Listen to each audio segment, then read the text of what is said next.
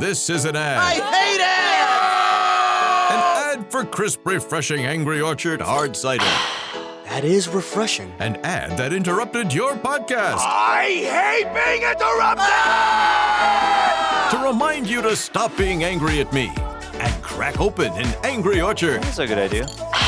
Don't get angry. Get Orchard. Angry Orchard Cider Company, LLC. AngryOrchard.com. Please drink responsibly. Angry Orchard is a hard cider with other natural flavors. DC High Volume, Batman.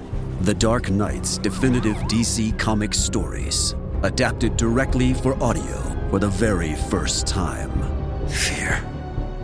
I have to make them afraid. He's got a motorcycle. Get after him or I'll have you shot. You mean blow up the building? From this moment on, none of you are safe. New episodes every Wednesday, wherever you get your podcasts. This episode is also available as a video if you would like to see my facial expressions as well as listen to my voice. This is available to anyone who's a member of my Patreon at the $6 a month level. And also, if you would prefer to listen to this episode with just no ads at all, but my voice, that's available to people who join my Patreon at the $1 a month level. You can do either option by going to patreon.com/AnnFosterWriter. The link is also in this episode description. Enjoy!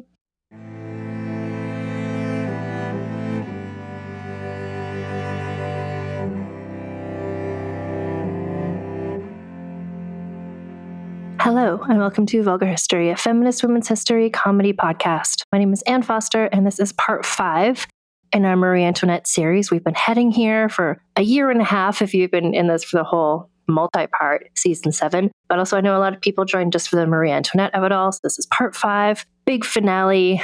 What's going to happen? I think we all know what's going to happen, but how we get there is interesting. And actually, before we get into the episode, I have 2 important announcements. The first one is that if you're in or near London, England, the V&A Museum has an exhibit on right now called Marie Antoinette Style. And it's a celebration of her iconic, groundbreaking style. I mean, we've talked in previous episodes about her clothes maker, Rose Bertin, her hair guy, Monsieur Leonard. But really, it was her vision. She was the one who was pushing the boundaries of what a queen could wear, what a woman could wear. She had her horse girl pants era. She had her big fancy dress era, which a lot of people think about. She had the fuck dress, the like muslin simple dress era. So many eras. She was such a style icon. And a lot of her stuff that she actually owned, we don't know where it is, but we'll talk about towards the end of this episode what happened to her stuff. The things that still exist are a lot of things that she like sent as gifts to people or were recovered in different ways. So there are some of her actual objects there.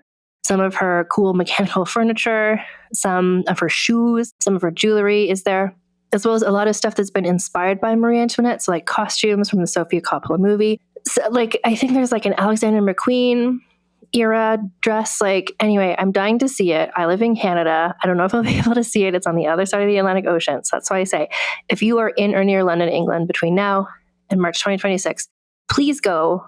And when you go, you're going to take pictures. Send those pictures to me on Instagram, Vulgar History Pod, or you can email me, vulgarhistorypod@gmail.com. I want to vicariously enjoy this through you. Thank you so much. And my second announcement is that I want to say, so coming up later this week, we're going to have a special author interview episode in a couple of days that's connecting America's founding father, Benjamin Franklin, with Marie Antoinette and also with Canadian history. That's coming up on Friday.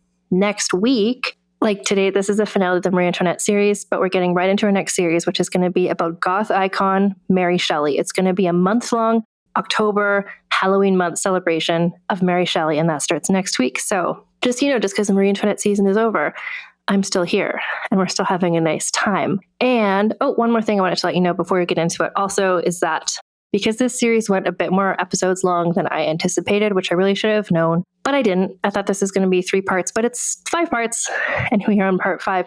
So I'm going to be doing a wrap-up, like a season-ending wrap-up for the Marie Antoinette series, but also for all of season 7, which has been this revolutionary series. That's going to include giving out some awards, along the lines of like the Las Culturistas awards, just like for favorite moments or favorite people.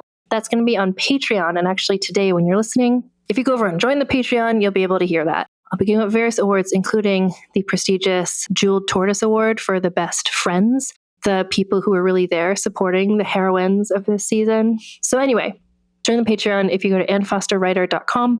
If you join for free, you'll be able to hear that special wrap-up episode as well. And then next week, we're getting into Halloween season.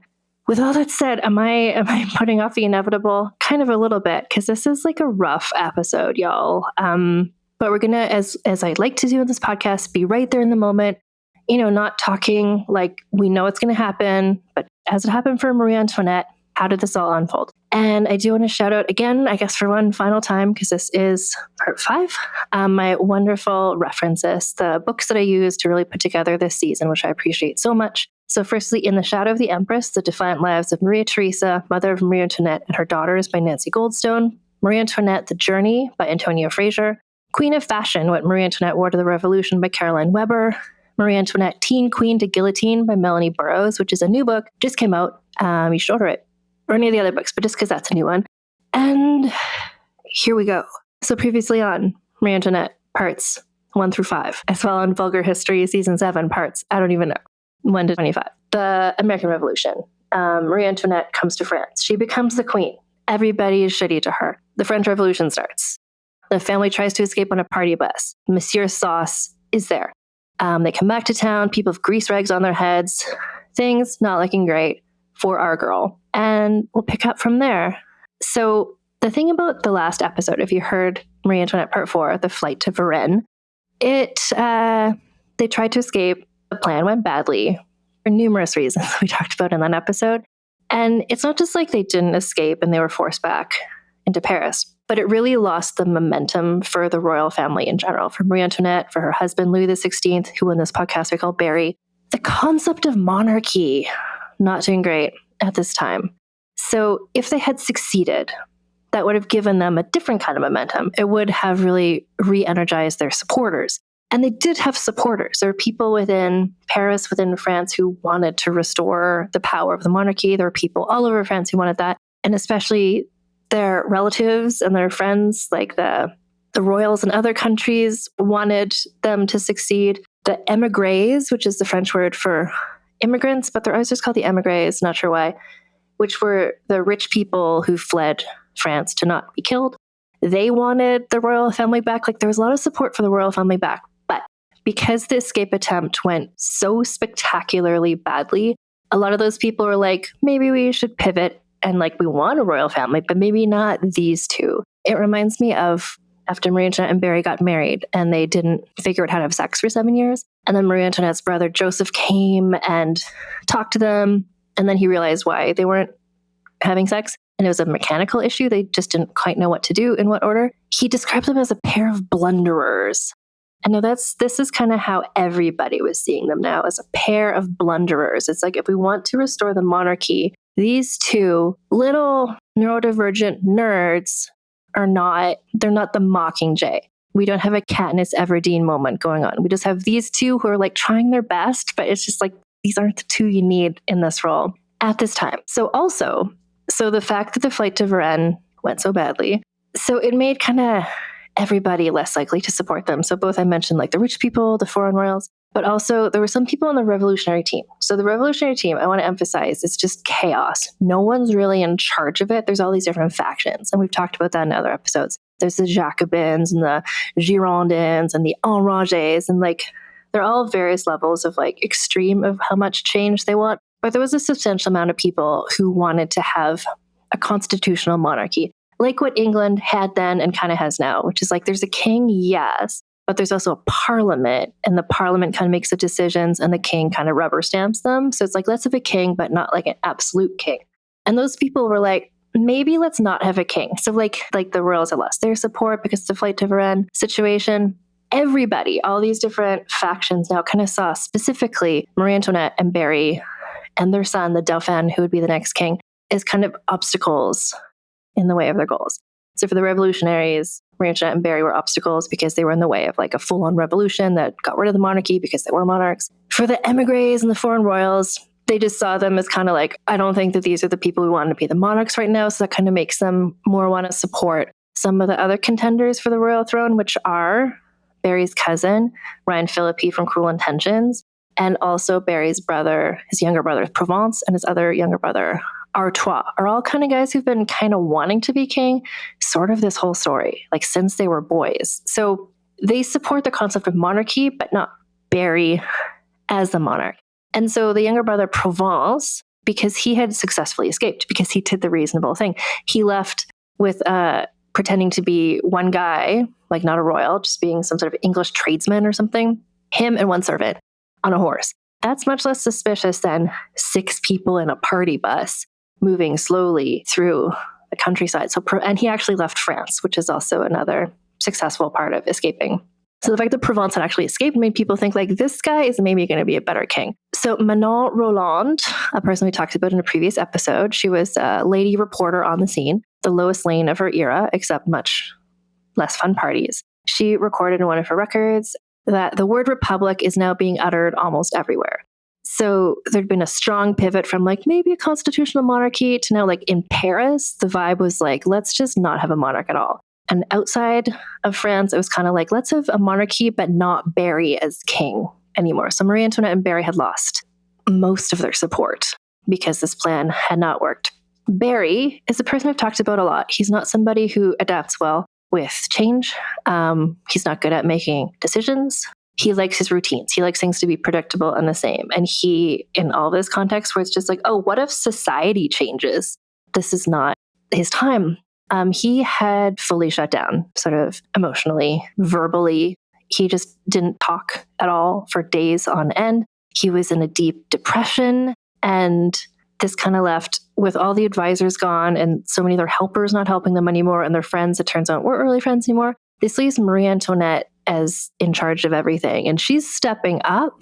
But again, she's not necessarily the person who's going to succeed in this situation. But she's just like, someone has to step up and that person's going to be me. And all she could do was really just buy time, do anything she could to buy them time. The only thing that seemed possible to help her at this point was that her brother, who was the Holy Roman Emperor, or another rescuer, like another foreign country, would come in, burst into Paris and rescue them. That was the only thing that she thought would happen. So she's just trying to buy time until it happens and make sure that they're not executed at the same time. And just to sort of coincide with other episodes we've talked about this past season, we did several episodes talking about the people involved in the Haitian Revolution. So it was at this time, we're in like August 1791, and this is when the Haitian Revolution began. I believe it was August 21st, 1791. And that revolution was many years long. I think it went until 1804, but this is when that happened. And part of why that happened when it did is because, and we talked about this a lot in other episodes, so we really get in, if you want to learn more about the Haitian Revolution, just scroll back in your app and you'll see those episodes. But part of why this happened at this time is that, so at the time, what we now know as Haiti was called Saint-Domingue, and it was a French colony. And as a French colony, when they heard, and by they, I mean like the enslaved people of Saint-Domingue, when they heard that the French Assembly had released this Declaration on the Rights of Man and of the Citizen, which said all men have rights, they were like, well, what about us, the enslaved people of Saint-Domingue? And this led, ultimately, this plus a lot of other things I talked about in other episodes, led to the Haitian Revolution breaking out. So that's happening at the same time as all of this, just to coincide everything that's happened in this really chaotic time in history, which continues to parallel our time in history eerily.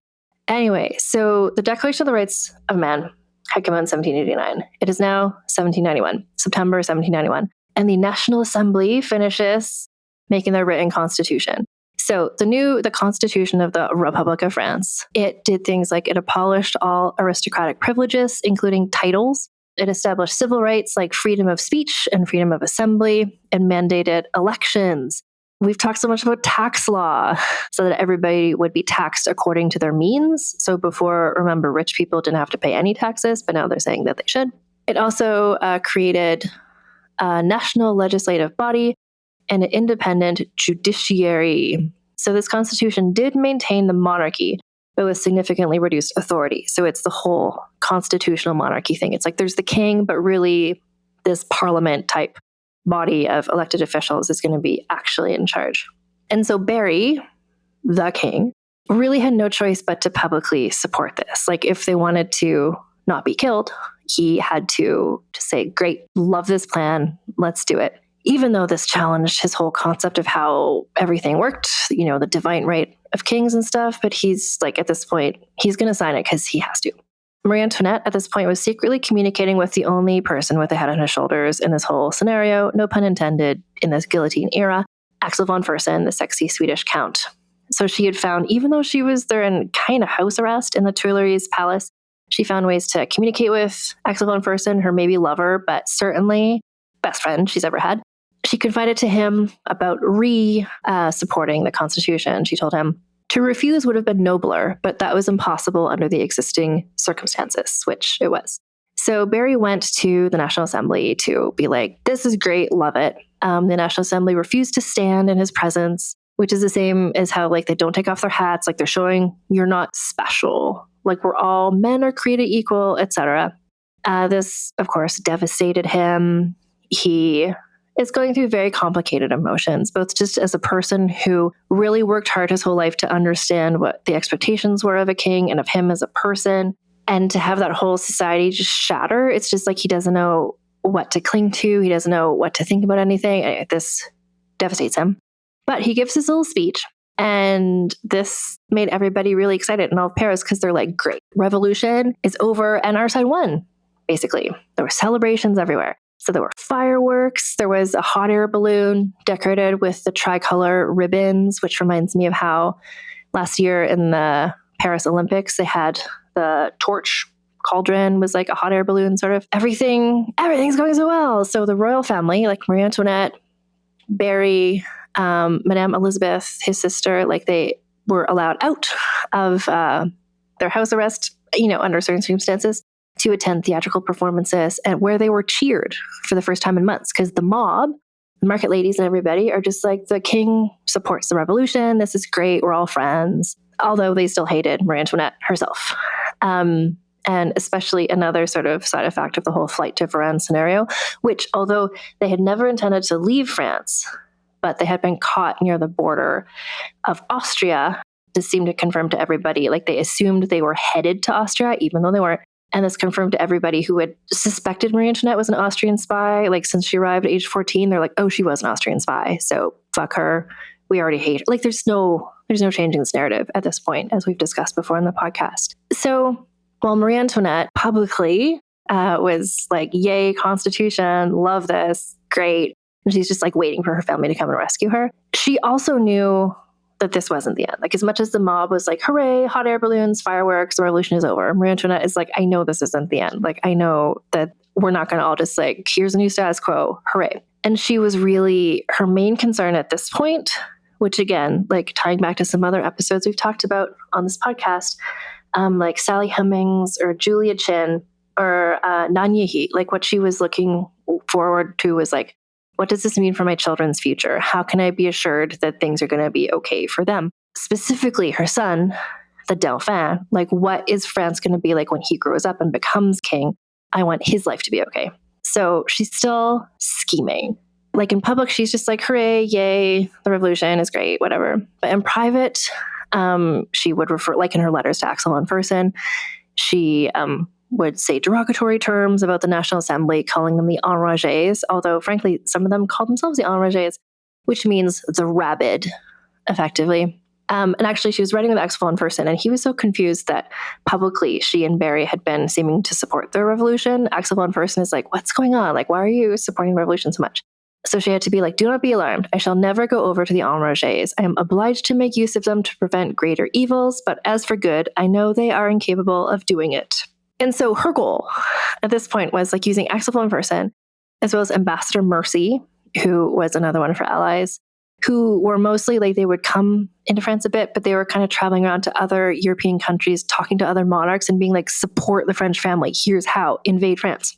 And she also, in terms of a fashion moment, she had pivoted during the Revolutionary era to dressing as queenly as possible. Remember, she was dressing she had the fuck dresses, and then she moved into kind of a sort of plain nun-like outfit, but now she's dressing as regally as possible to try to be society has different strata, and I am in the royal one. So she wore the royal colors, which were purple, green, and white, which were seen as well, she's not wearing red, white, and blue, so she's against us, etc. But she was just like, she's trying like through fashion, because what other power does she have to just like really remind everybody like there is a monarchy and I'm part of it and this is how society works. She wrote to Axel von Fersen that she wants to become once again so powerful as to prove to all these beggars that I was never their fool. But as I mentioned before, so the escape plan didn't work. And then Barry, like publicly supporting a constitution, made his brothers and the other foreign monarchs and other rich people question if he was the guy to support in this situation, because by accepting the constitution, Barry had made the revolutionary government official. And if democracy was official in France, then that was a threat to all the monarchs in all the other countries where the same thing might happen to them. And then they would lose their power.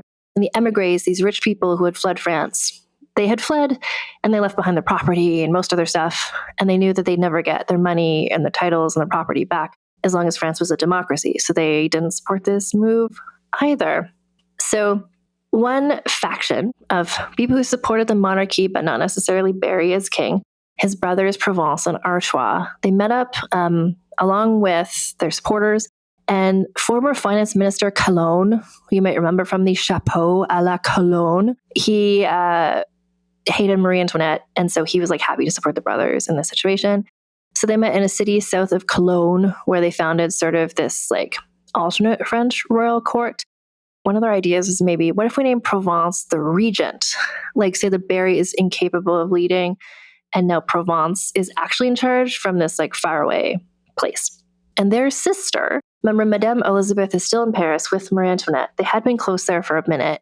Madame Elizabeth is still with Barry and Marie Antoinette, and she supported them. She supported her other brothers, like Barry's her brother, but Provence and Artois are her brothers as well. She supported them in this, which strained her friendship with Marie Antoinette because that's, she's kind of playing both sides there. And Barry, as I mentioned, just like not functioning well. He was depressed. Part of this was everything that's happening, but also he really relied not just on routine, but on like going out riding. I think the exercise of that, the fresh air, just being able to do that has really helped him. He was no longer permitted to go out riding since the escape attempt. So now forced to spend all of his time indoors, he just like tried to find, what can I do? He doesn't have his like lock making tools. So he's reading his history books, just like really getting into the history of England's King Charles I, who was murdered by a revolutionary mob and in whom Barry found a lot of inspiration and sort of hero worship, because it's like, who else has been in this situation? Basically only Charles I. So he's like, well, how did he handle himself? I'll try to be like that as well. He also did some just like crunching numbers from his diaries. I think in the last episode I mentioned Barry had mentioned how many days he spent outside the city in the year 1791, and I thought he just did that analysis at the end of every year. In fact, no. In fact, what happened is he was just sitting indoors. So he's going through his various diaries he'd written and just adding up all the numbers of like, how many days was I outside of my home this year? How many deer did I shoot this year? Like, what can he do? He's just like adding up numbers. He's just keeping himself busy, I guess, because that is soothing to him. And so he's just like not up to ruling in the sense of just like, he's not scheming. He's not figuring out things to do. He's just kind of like how to get by every day. Marie Antoinette at this point described her domestic situation, like being in house arrest with like Barry, who's just like hyperfixated on this thing, as sheer hell. Just, this sucks. Everything is terrible. She and the whole family, like when they were served food, they were all terrified to eat because understandably they were worried that the food being served to them by like revolutionary type people was poison. And she was also certain, remember, that the mob was going to come after her again. Because remember, the mob had broken into Versailles. That's how they wound up in Paris. The mob came and caught them in Varennes. She's just like, I know they're going to come back and finish the job. This is a final destination scenario, and I am going to be murdered by the mob. Perhaps a la Brunhild, the ancient Frankish queen who was executed by being tied. She had to like walk through the city in this like shame parade, and then she was torn apart by being tied to horses. These are the things Marie Antoinette was like waiting to happen to her. And of course she was right. She gets it. Like, she's been on how many marches next to the mob holding her friends' heads on pikes. Like, she knows they're not stopping hating her and wanting to kill her and blaming her for everything that was going wrong. So here's how that happened. So March 1792, her brother, who was the Holy Roman Emperor, Leopold, died suddenly of pneumonia. This was like 2 weeks after he had just pulled through like the most amazing diplomatic thing, where he agreed to join a coalition of European monarchs to combat the French revolutionaries. Like, this was the Holy Roman Empire teaming up with Prussia, which had been their longtime enemy. People who listened to the Maria Theresa episode know that these two countries did not fuck with each other ever. So the fact that the French Revolution had brought them together is like impressive. And so he died though. Leopold made this like amazing deal and then died of pneumonia. And Marie Antoinette was like, he's probably poisoned. And I feel like he's probably poisoned, but like apparently pneumonia. So the new Holy Roman Emperor was Leopold's son, Francis, who Marie Antoinette had never met. It's her nephew, but like there was like first the Holy Roman Emperor was her brother Joseph, who she knew, who she had grown up knowing. Then it was her other brother Leopold, who she knew a bit less. And now it's this guy Francis, who she knows. He's never met her. So Francis, because of this, so they were teaming up against not France, they were teaming up against like the French revolutionaries. So Francis, the Holy Roman Emperor, let the emigres come into Habsburg territory to assemble troops. So this is like French people teaming up with Austria, teaming up with Prussia to attack the French revolutionary government, which made the French revolutionary government decide that they had to go to war against this coalition. And they needed Barry to like stamp the approval for that. So on April 20th, Barry again kind of felt he had no choice and he was forced to publicly declare war on Francis. And so he delivered this speech to the National Assembly, and then wars started happening. And the French Revolutionary Army did not do well. This exacerbated everybody's anxiety. So Paris is like the purge at this point. Well, it's still pre the purge, getting close to the purge, but just everyone's just like constantly on edge. Riots happening constantly, heads on pikes energy, a lot of like wooden clog murder energy. And the fact that they're now at war with like every country in Europe made everybody be a bit like, oh God, what next? And the fact that the French Revolutionary government was at war against Austria, was one of the people in that alliance, made them even more remember the whole like, oh, Marie Antoinette is Austrian, she's this ostrich bitch, like, which the ants had started. So they're just like, they're even more suspicious of Marie Antoinette because they're like, well, she's probably in their side. And guess what, bitches? She was, because you are bitches and you're trying to kill her constantly. So yeah, she was on the side of her brother and Austria in this instance. She's like, fuck France, understandably.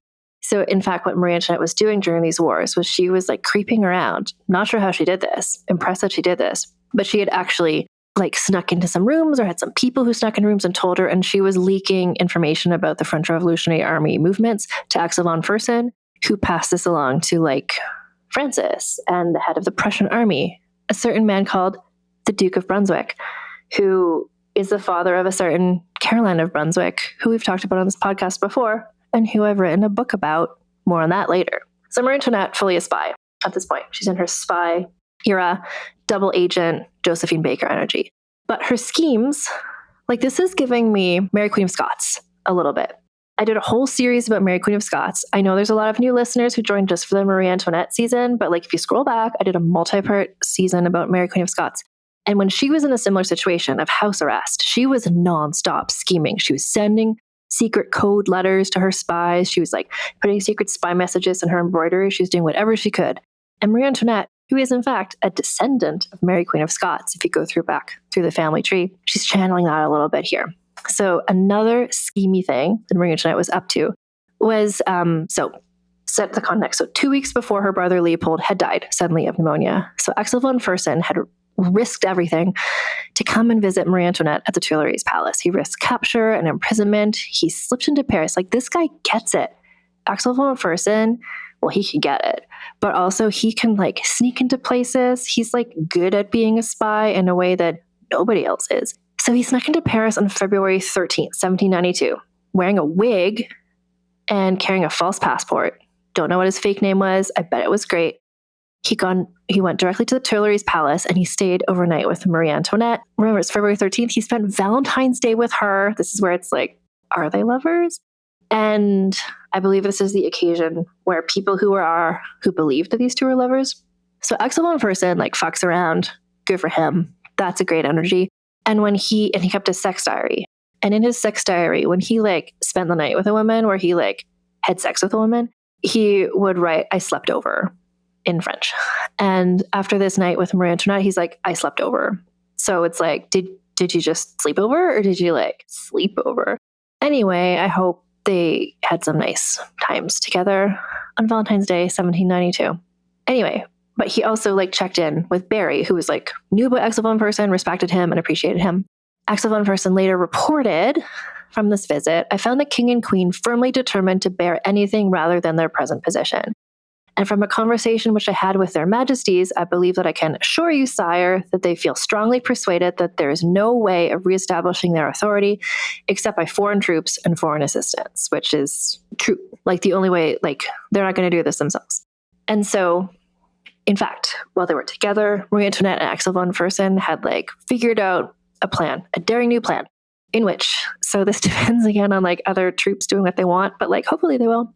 So the plan was that the Austrian troops would cause kind of a distraction by attacking somewhere else, which would lure the French troops out of Paris, leaving Paris less defended, so the Prussians could come into Paris to free the royal family. So that's the plan at the moment, if they can get Francis to agree to this. Meanwhile, Barry is still, he's been reading about Charles I.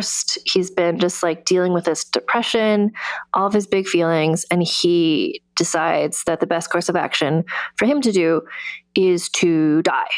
So it's not a suicidal ideation type thing. It's more just he feels the only thing that he could do that would help is to become a martyr. So Marie Antoinette's lady-in-waiting, Madame Campan, who survived all this and wrote a memoir later, she wrote, I'll just do a little quote. The king fell into a state of despondence, which amounted almost to physical helplessness. He passed 10 successive days without uttering a single word, except in playing backgammon when he was obliged to pronounce the words belonging to that game. Marie Antoinette roused him from the state, so fatal at a critical period, by throwing herself at his feet, urging every idea calculated to excite alarm, and employing every affectionate expression. She represented also what he owed to his family, and went so far as to tell him that if they were doomed to fall, they ought to fall honorably, and not to wait to be smothered upon the floor of the apartment.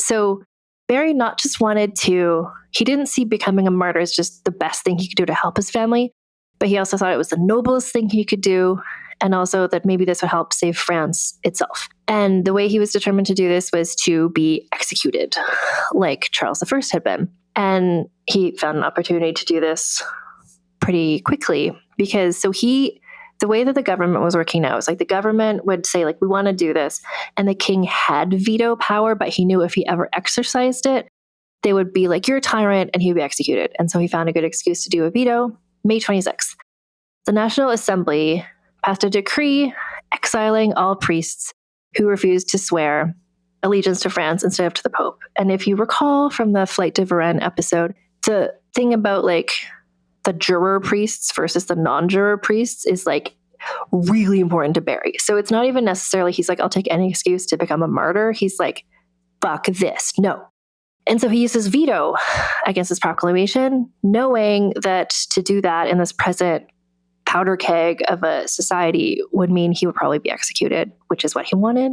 He said, I expect death and I pardon them in advance. And immediately after vetoing this decree, he called for his priest, saying to his confessor, come and see me. I have done with men. My eyes are turned toward heaven. He's I am sacrificing myself. This is he knew that vetoing this would mean that he would be executed. And so there's already a demonstration planned for the next day, because it was, by this time, the 1-year anniversary of the flight to Varennes. So the mob was already assembling. So the National Assembly was just you rioters who are already assembling, here's another thing to riot about. Barry just used his veto. They called him and Marie Antoinette Monsieur and Madame Veto, which is a big rude thing to say, I guess. And this is what led the already planning to riot mob to specifically attack the Tuileries Palace, which is right in the middle of Paris. It's on the street, it's pretty easy to get to, probably pretty hard to guard. And this is the afternoon of June 20th, 1792. So tens of thousands of Parisian mob, market ladies type people, and lots of men. I keep mentioning the market ladies because they're my fave, but men and women, lots of people. A lot of these people had spent the day drinking heavily because they were celebrating, I guess, the anniversary of having not let Marie Antoinette escape. So the mob came in. They've got their regular makeshift weapons, pikes, axes, homemade weaponry, knives, forks. There were 16,000 National Guards assigned to protect the gates, and they did not stop them because they were on their side also. So the only people actually protecting the royal family were the privately hired Swiss guards who were like mercenaries. So the royal family was just hanging out in Barry's apartments when a member of one of these Swiss guards came in and said, like, Barry, you need to go show yourself to the mob. Like, maybe this will calm them down. Marie Antoinette wanted to go with him. She said, let me go. My place is with the king. I will go and die at his feet. But he was like, no, stay with the children. And Marie Antoinette called to his attendants, like, please save the king. Please protect them. And so he faced off against the mob for 2 hours. Again, just like killing time, but like doing what was asked of him. They held out one of the red Smurf hats that the mob liked to wear on like a pike. And he reached out and he put it on. He just kind of did whatever he could to try to calm things down and just to give everybody time to maybe escape. But this was like happening indoors in the Tuileries Palace in this one room, and not 10,000 people couldn't fit in that room. So the other people who couldn't fit, they went trying to find Marie Antoinette because they wanted to kill her. So to protect her and the children, 200 members of the Swiss Guard took the family into a back room. Marie Antoinette and her daughter were put into sort of like an alcove. So I don't know, sort of like next to the window or just sort of like a gap in the wall or like a little nook. And they fully Les Mis this. They like put up like a barricade of just like upended furniture and whatever.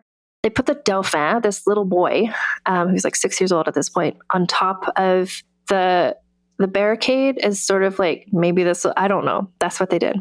And then they let the mob in.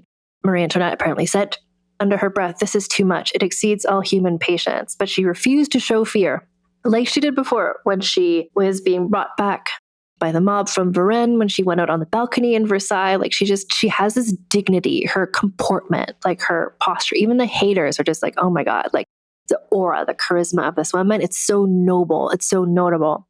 And she just stood there and they were just like your most terrifying elementary school teacher. And they're all just like, oh, we're not gonna, okay. So an observer observed, if one of those rascals had dared strike the queen, everyone would have followed his example, and all those who were in the room would have been massacred. Happily, the queen's majesty, her air of assurance, overawed the mob. They tried to get her to wear the red hat as well, and she said nope. They tried to get her to wear the cockade. The mob was like, Ron Philippi sent these, bitch. She didn't wear the cockade either. She just like stood her ground, and like that made them not kill her, which is really impressive considering how much they wanted to kill her.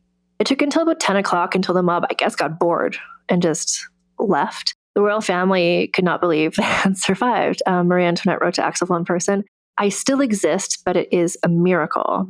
And so her entourage encouraged her to wear this kind of bulletproof vest of just folded fabric that was folded so tightly. It was like stab proof as well.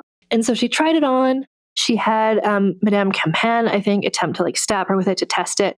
But ultimately, she was also like, no, you know what? Like if they assassinate me, that will be a blessing because my life here sucks. She wrote, I think to Axel von Fersen, to confront the dangers head on, I could act and mount a horse if need be. But if I acted, it would put weapons into the hands of the king's enemies. A general outcry would be raised in France against the Austrian woman, against female domination. A queen who is not regent must, in such circumstances, remain inactive and prepare to die. This is an intense thing going on. So, and again, like she knew her only chance was to keep waiting for the Prussian army, led by Caroline of Brunswick's dad, to come in and save her. So realizing that Barry was just like prepared to murder himself, she's like, it's up to me to keep my family alive until we are inevitably rescued. So she begged, like via Ambassador Mercy, who she was able to write letters to, she was like, get the Prussian army, Caroline of Brunswick's dad, to issue a declaration with the intent of frightening the revolutionaries so much that they refrained from any further violence against the monarchy. Like she wanted the Prussians to send a threat just being like, listen up, Paris, like treat the royal family well or we will kill all of you. And that is what he did. He issued a proclamation. I'm going to quote part of the proclamation made by Caroline of Brunswick's dad, the Duke of Brunswick. The city of Paris and all of its inhabitants, without distinction, shall be required to submit at once and without delay to the King of France. If the chateau of the Tuileries is entered by force or attacked, if the least violence be offered to their majesties, the king, queen, and royal family, we will inflict an ever-memorable vengeance by delivering over the city of Paris to military execution and complete destruction, and the rebels guilty of the said outrages to the punishment they merit. So this is what Marie Antoinette wanted him to do. He did exactly what she thought would help. And it did the opposite, because the publication of this declaration coincided with news that the Prussians had penetrated the French border. Like the Prussians were in fact getting closer. And the people in France, and again, this is August, it's hot. Everybody's hangry. Like they're hungry, angry, hangry. They've been like, the scent of blood is everywhere. People are just like used to murder by now. You're like walking over body parts and they're just like losing their minds. So basically a week after this proclamation came out, the Tuileries was attacked again. And not just by tens of thousands of people, but by apparently everybody.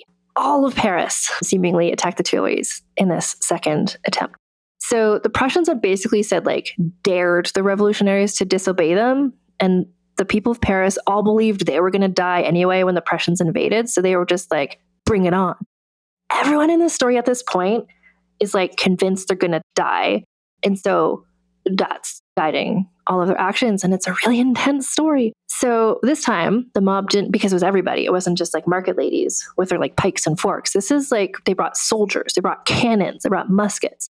The royal family was advised, understandably, to flee the palace and throw themselves on the mercy of the National Assembly. And if you're like, the National Assembly, isn't that the same as the revolutionaries? No. The National Assembly is the former Third Estate who were just like, let's like have a constitutional monarchy. The revolutionaries are just like, fuck this, kill everybody. Like, they're two different groups at this point. The National Assembly at this point met in the riding school adjacent to the Tuileries Palace.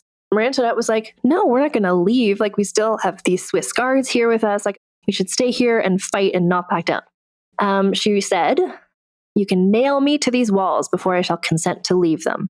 But one of the soldiers or assistants said, Madame, all of Paris is in motion. Action is useless, resistance impossible. Do you wish to render yourself responsible for the murder of the king, of your children, of yourself, of the faithful servants who surround you? And she's like, okay, yeah, I got it. And she agreed to go. So under heavy guard, there's like 800 guards. They went from the palace across the garden to the National Assembly riding school, where they found temporary sanctuary in, it sounds like a horse stable, not sure, some really small enclosure where the roof wasn't high enough that adults couldn't stand in it. And while they were rushing across, Marie Antoinette lost a shoe, a la Cinderella, which the shoe is now in the collection of the Bibliothèque Nationale de France in Paris, and I'm pretty sure it's part of the V&A exhibition in London right now, her shoe. So they escaped, like Marie Antoinette, Barry, their children, Madame Elizabeth, and maybe like a couple of their servants, maybe not even them. Basically, everybody left behind at Tuileries was killed. The Swiss guard was massacred. The mob broke in and started murdering everybody. Footmen, valets, secretaries, chambermaids, anyone associated with the royal family. Almost all the courtiers who survived that day were rounded up and arrested. And this is when the Princess de Lamballe and the governess Madame de Tourzel and her daughter Pauline were all arrested, and they were confined in a prison called La Force. So Marie Antoinette, Barry, and the family had to wait 3 days in this tiny horse stable riding school, waiting while the National Assembly debated for 3 days. So much goddamn debating. I hate debating parliamentarians. They didn't have to sleep there. At night, somehow, she was able to be taken to the convent next door where she could at least like change her clothes, because they fled with just the clothes on their back. They couldn't bring anything. And they had been given donations by the nuns, not sure. The mob followed her there. So like even when she's trying to go to sleep, the mob was outside screaming, we want to murder you. Barry at this point said, what did she ever do to them? He's just like, Barry. Anyway, so they left the Tuileries. The mob trashed her room. They looted all of her things. So in terms of like, how do we have so little left of Marie Antoinette's stuff? It's because she kept having to flee places without being able to pack her things. And then the mob broke in, because the same thing happened at Versailles, and just took all her stuff.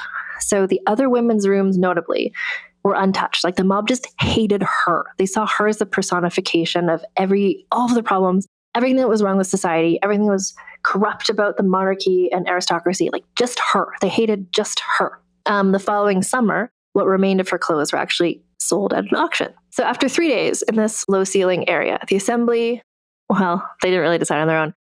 So there's the Assembly, which is like the National Assembly of France. And then there's a new like government organization called the Commune of Paris.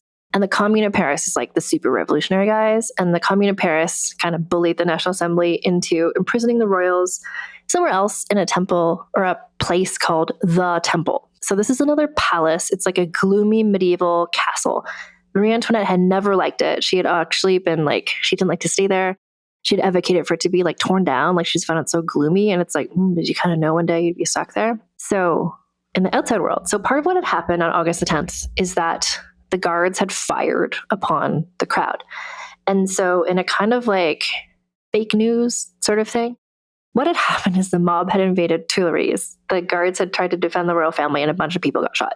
But the Commune of Paris and the revolutionaries were being like, that was the night that the royal family tried to kill us. They instigated it. It's the royal family's fault. They started this whole murder. And this just like made everybody in Paris even more just like they're hungry. It's hot. They're starving. They're angry. Like the revolution is just like not helping anybody. Like they thought originally like, oh, this is going to make things better. Things are not better. They knew that the Prussians were approaching and were probably going to kill them. So like things just went up like a notch. So this is like anyone suspected of being loyal to the monarchy was seen as the enemy.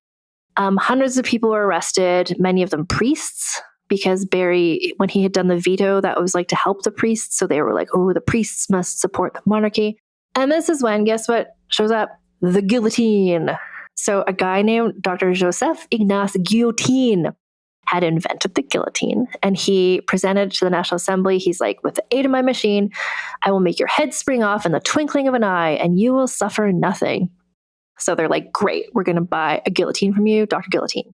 And so they set up the guillotine in what was in Paris and what was formerly known as the Square of Louis XV, Golf King. It had been renamed now the Place de la Révolution. And so in the temple, this like horrible castle they were in, Marie Antoinette and her family, interestingly to me, like they're still in kind of house arrest, but they were still able to like order clothing, which good. You don't want to just be wearing one thing for the rest of your life. So she ordered just like the most basic cheap clothes she could get. And remember in Versailles days, there's 200 people in the morning helping her with her toilette. Now the only people around to help her was her 13-year-old daughter, Marie-Thérèse, and Madame Elizabeth, her sister-in-law. The only jewelry she had with her anymore was her wedding ring, another small ring, a necklace she wore that had lockets on it with locks of her children's hair, and the gold watch that her mother gave her way back when she first went to France, which she always kept with her as kind of a token. She paid Rose Bertin, who's still on the scene, she hasn't fled yet, small amounts of money but not for new outfits, just to like repair her plain bonnets. Leo, the hairdresser, had pieced out ever since the flight to Varennes because he was involved in it. So Marie Antoinette's hair was now the only person to do her hair anymore was her son's valet, who didn't really know about how to do hair. So he would just kind of like brush her hair and like powder it very simply. Whenever the family left their bedrooms to go like for a walk or whatever, when they came back, the guards had scrawled like crude drawings and messages on the walls of the rooms, just being like death to the king or whatever. And all the guards always made a point of wearing hats in their presence to show that they didn't respect them, and sang just like dirty songs around them and just made their life.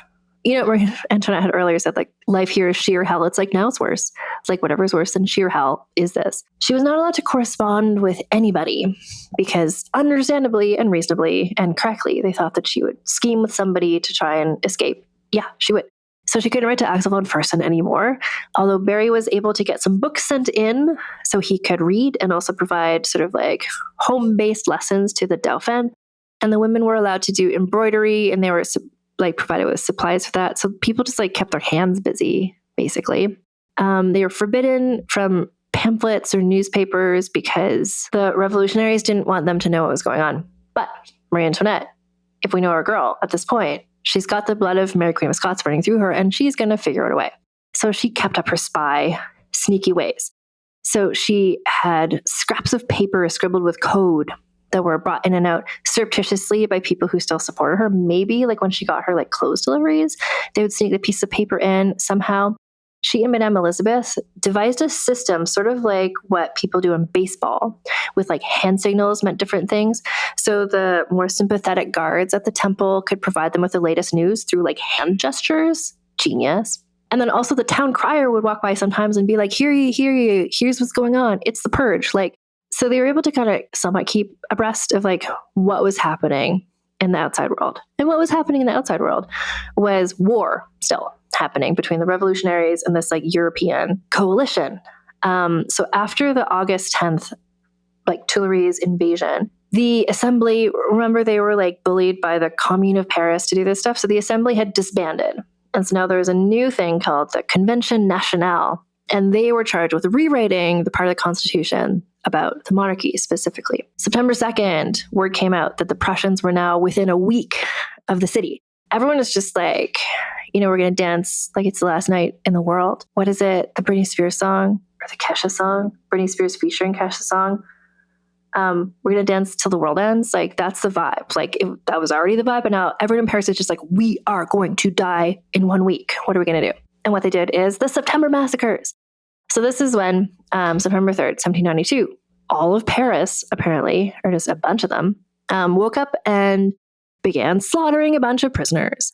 So this included 200 priests whose only crime had been to hold true to their religious beliefs were massacred. People who had been arrested in the wake of the Tuileries, like the servants and stuff, were massacred.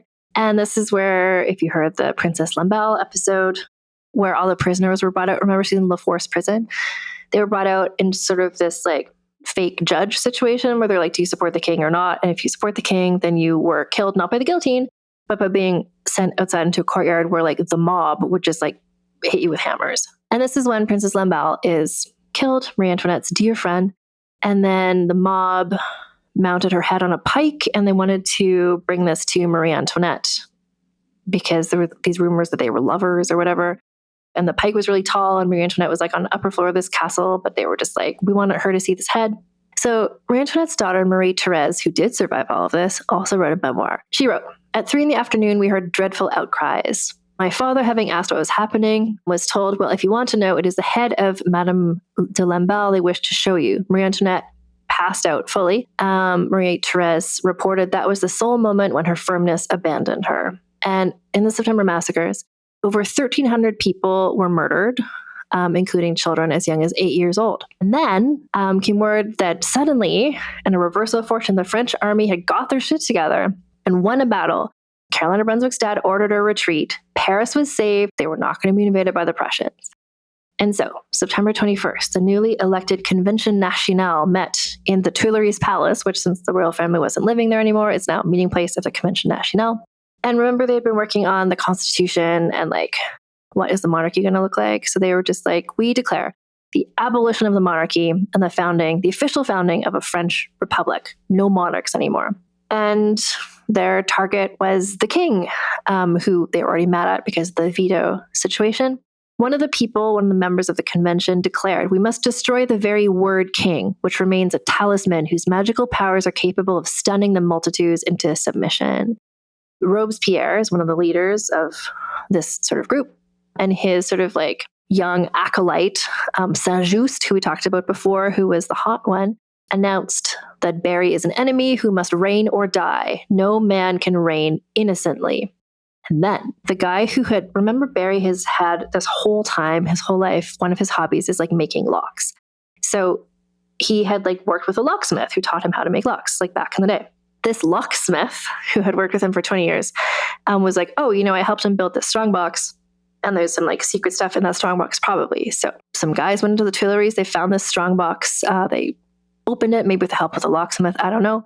And inside this lockbox was secret letters that Barry had exchanged with Mirabeau. Remember the French revolutionary leader who was kind of helping them? Letters he exchanged with the émigrés, leaders of the foreign coalition. And allegedly what they found in this box was just kind of all the evidence, the counter-revolutionary agenda that people had long suspected that Barry had been up to all along. Part of me is like, was that really in the box? This is really convenient. This is kind of like in Mary Queen of Scots. So like, we found this box of letters where she admits to doing everything terrible. Anyway, Barry is going to be executed, and now they have an excuse to do it.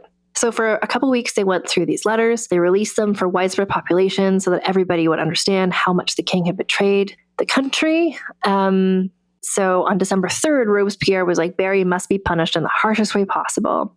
He said, regretfully, I speak this fatal truth. Barry must die because the nation must live. I ask that the convention declare him from this moment on a traitor to the French nation, a criminal toward humanity.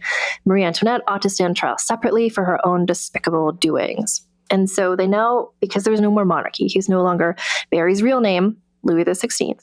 They now called him Louis Capet, like first name, last name, not a royal, because remember, there's no titles anymore. Capet was the surname of one of the French sovereign's earliest ancestors, and Barry was just like, guys, actually, he's like mansplaining. He's like nerd-splaining. Like, he's read a lot of history. He's like, that's not actually the surname I would go with personally, but they were just like, shut up, Louis Capet. And he was put on trial for treason because of what was found in this lockbox. And so his trial began December 11th, 1792. He only knew that he was going on trial when two guards came to the temple and abruptly separated him in the middle of one of his lessons in geography with a Dauphin. From then on, he was kept isolated and away from his family. And he was not used to being spoken to unless he began the conversation. Like, he was not used to people just asking him questions. So he was really unnerved by the whole being treated just like a regular guy, being asked all these questions by people. He was too flustered to respond a lot of the time. It took 6 weeks. The trial was 6 weeks long until they came to their final conclusion. January 15th, the convention unanimously found Barry guilty of conspiring against liberty and public safety. So they found him guilty, and then they had to do another vote of what will be his punishment. And this vote was like, it came down to one vote difference. And do you know of like, is he going to be executed or not? And do you know who cast that one vote? Do you know who made it so he had to be executed? It was his cousin, Ryan Philippi from Cruel Intentions, which really personally devastated Barry and Marie Antoinette that their family member did that, but he sucked all along, and it's not surprising to me. Anyway, so the day of January 20th, 1793, Marie Antoinette and her family heard the town criers being like, hear ye, Barry's going to be guillotined tomorrow. He was allowed to gather with his family for 2 hours the evening before when he was going to be executed at 8:30 at night. So the whole family, like, they rushed towards him, sobbing, Marie Antoinette and the Dauphin on one side, Marie-Thérèse and Madame Elizabeth on the other side. Marie-Thérèse later recounted, he wept from grief for us and not from fear of death. They stayed just like hugging for 45 minutes, just like hugging. Marie Antoinette begged that they could spend the night with him, but Barry was like, he wanted what was best for them. He was like, no, but I promise I'll come see you in the morning. Marie Antoinette was like, okay, come at 7 o'clock instead of at 8. Like, you had suggested 8, but come at 7. We want to have as much time together as possible. But as soon as they had left, Barry told the guards not to allow the family to come down again because their presence was too painful for him. He needed to remain strong for what was to come, which was like fulfilling his dream of becoming a martyr. He said, oh, why must I love and be so tenderly loved? Which is just like, oh, Barry. So Marie Antoinette and the others just like waited the next morning. They're like, they thought they were going to see him. They're going to be brought down to see him at 7. But they heard like the clocks chiming. They're like, it's 7, then it's 8, then it's 9. Barry didn't show up. Then after 9 o'clock, they heard the drum rolls, and Marie Antoinette, she later described it as the movements of men and horses outside their windows. They knew that that meant that Barry was leaving to be executed. And so they waited another hour. Like, all they could do was listen. Just past 10:20, there's drum rolls and cannon fire, and then cheers. And then they knew that he was dead. So Barry, at the time he was executed, he was 38 years old, and he had ruled France for 18 years. And in his final moments, he'd always had so much trouble with public speaking and with saying what he wanted to say, but he tried. It was so important to him to be the king and to continue this legacy of his family. And so he tried to say his final words. He began to say, I die innocent of all the crimes of which I have been charged, but then a drum roll sounded and drowned out the rest of what he was trying to say. After the execution, Marie-Thérèse, the daughter, wrote, nothing was able to calm the anguish of my mother. We could make no hope of any sort enter her heart. She was indifferent whether she lived or died. She looked at us sometimes with a pity that made us shudder. And like through her like weeping and her grief, Marie Antoinette arranged to have new mourning clothes commissioned from Rose Breton. So black clothes for all of them to officially show their mourning. She also got a small collection of mourning accessories from Rose Breton, 2 widow's bonnets, which are like bonnets trimmed with ribbons and a long veil, like a fichu, which is kind of like a wrap, 2 pairs of gloves, 2 pairs of kidskin gloves, 1 pair of silk gloves, a fan, and some black stockings and socks. This was the last shipment she would ever receive from Rose Breton at the Grand Mogul, because later that month, Rose Breton saw what was happening, knew that her connection with, Marie Antoinette was going to supersede the fact that she made cockades for like the everyday people, and she fled Rose Breton, and she survived as well. So Marie Antoinette got these black clothes, and which is interesting in a fashion-y way, because remember her mother, Maria Theresa, after her husband died, she wore black for the rest of her life, and that became her signature. But also although there wasn't supposed to be a royal family anymore, she was a royal in mourning, and allowing her to become like the widow Capet, because that was the last name that the family had now, sort of was a royal thing to be doing that they were allowing. So her clothes, the black clothes, preserved like the symbol of a monarchy. So the revolution is trying to be like, there is no monarchy anymore. Everybody is just a person, but somehow like seeing a royal family all in mourning, like gave them this air, not just of like people felt sympathy for them because of Barry's death, but because now it just made them think of like Maria Theresa and other royals in mourning. Barry being murdered was huge news in all the other monarchies around Europe. So the execution of a monarch was just like all the kings and all the countries were just like, if that happened there, it could happen here. We can't have this happening anywhere else. So at this point, the British agreed to join forces with the other European allies in their war against the French revolutionaries. Spain and Holland also joined. Several months later, the Pope declared Barry a martyr of the Catholic faith. And now for a quick advertising break. Fall is here, and with it comes cooler nights, heartier meals, and the craving for something warm and satisfying. That's where HelloFresh comes in, bringing you comforting, chef-designed recipes and fresh seasonal ingredients right to your door. This season, they've taken things to the next level with their biggest menu refresh yet. Say hello to a whole new way to do dinner. That's right. HelloFresh has doubled its menu. You can choose from 100 options each week, including new seasonal dishes and recipes from around the world. You can even dig into bigger portions that'll keep everyone satisfied. And I just want to let you know, in my box this week, because I do in fact use HelloFresh, they have Halloween-themed things, and one of them is a meal that's like stuffed red peppers, but you can carve little jack-o'-lantern faces on the peppers. How cute is that? You know, I like a little whimsy with my food, and you're going to get that with that meal. And also, if you're not whimsical, other kinds of meals too. The best way to cook just got better. Go to hellofresh.com/vulgarhistory10fm now to get 10 free meals and a free item for life. One box with active subscription. Free meals applied as discount on first box. New subscribers only. Varies by plan. That's hellofresh.com/vulgarhistory10fm to get 10 free meals and a free item for life. This podcast you're listening to, it was once just a dream. A dream that became reality not by accident, but because someone decided not to let the what-ifs keep them from creating something they believed in. Starting your own business is a dream lots of us share, but too many let it remain just a dream. Don't hold yourself back from creating what you believe in, and turn those what-ifs into why-nots with Shopify by your side. Shopify is the commerce platform behind millions of businesses around the world, and 10% of all e-commerce in the US, from household names like Mattel and Gymshark to brands just getting started. What if I can't design a website? Shopify's got you with beautiful, ready-to-go templates to match your brand's style. What if I need a hand? Get help with everyday tasks like enhancing product images, writing product descriptions, or generating discount codes with Shopify's AI tools created for commerce. What if people haven't heard about my brand? Shopify helps you find your customers with easy-to-run email and social media campaigns. And what if I get stuck? Shopify's always around to share advice with their award-winning 24/7 customer support. So turn those dreams into and give them the best shot at success with Shopify.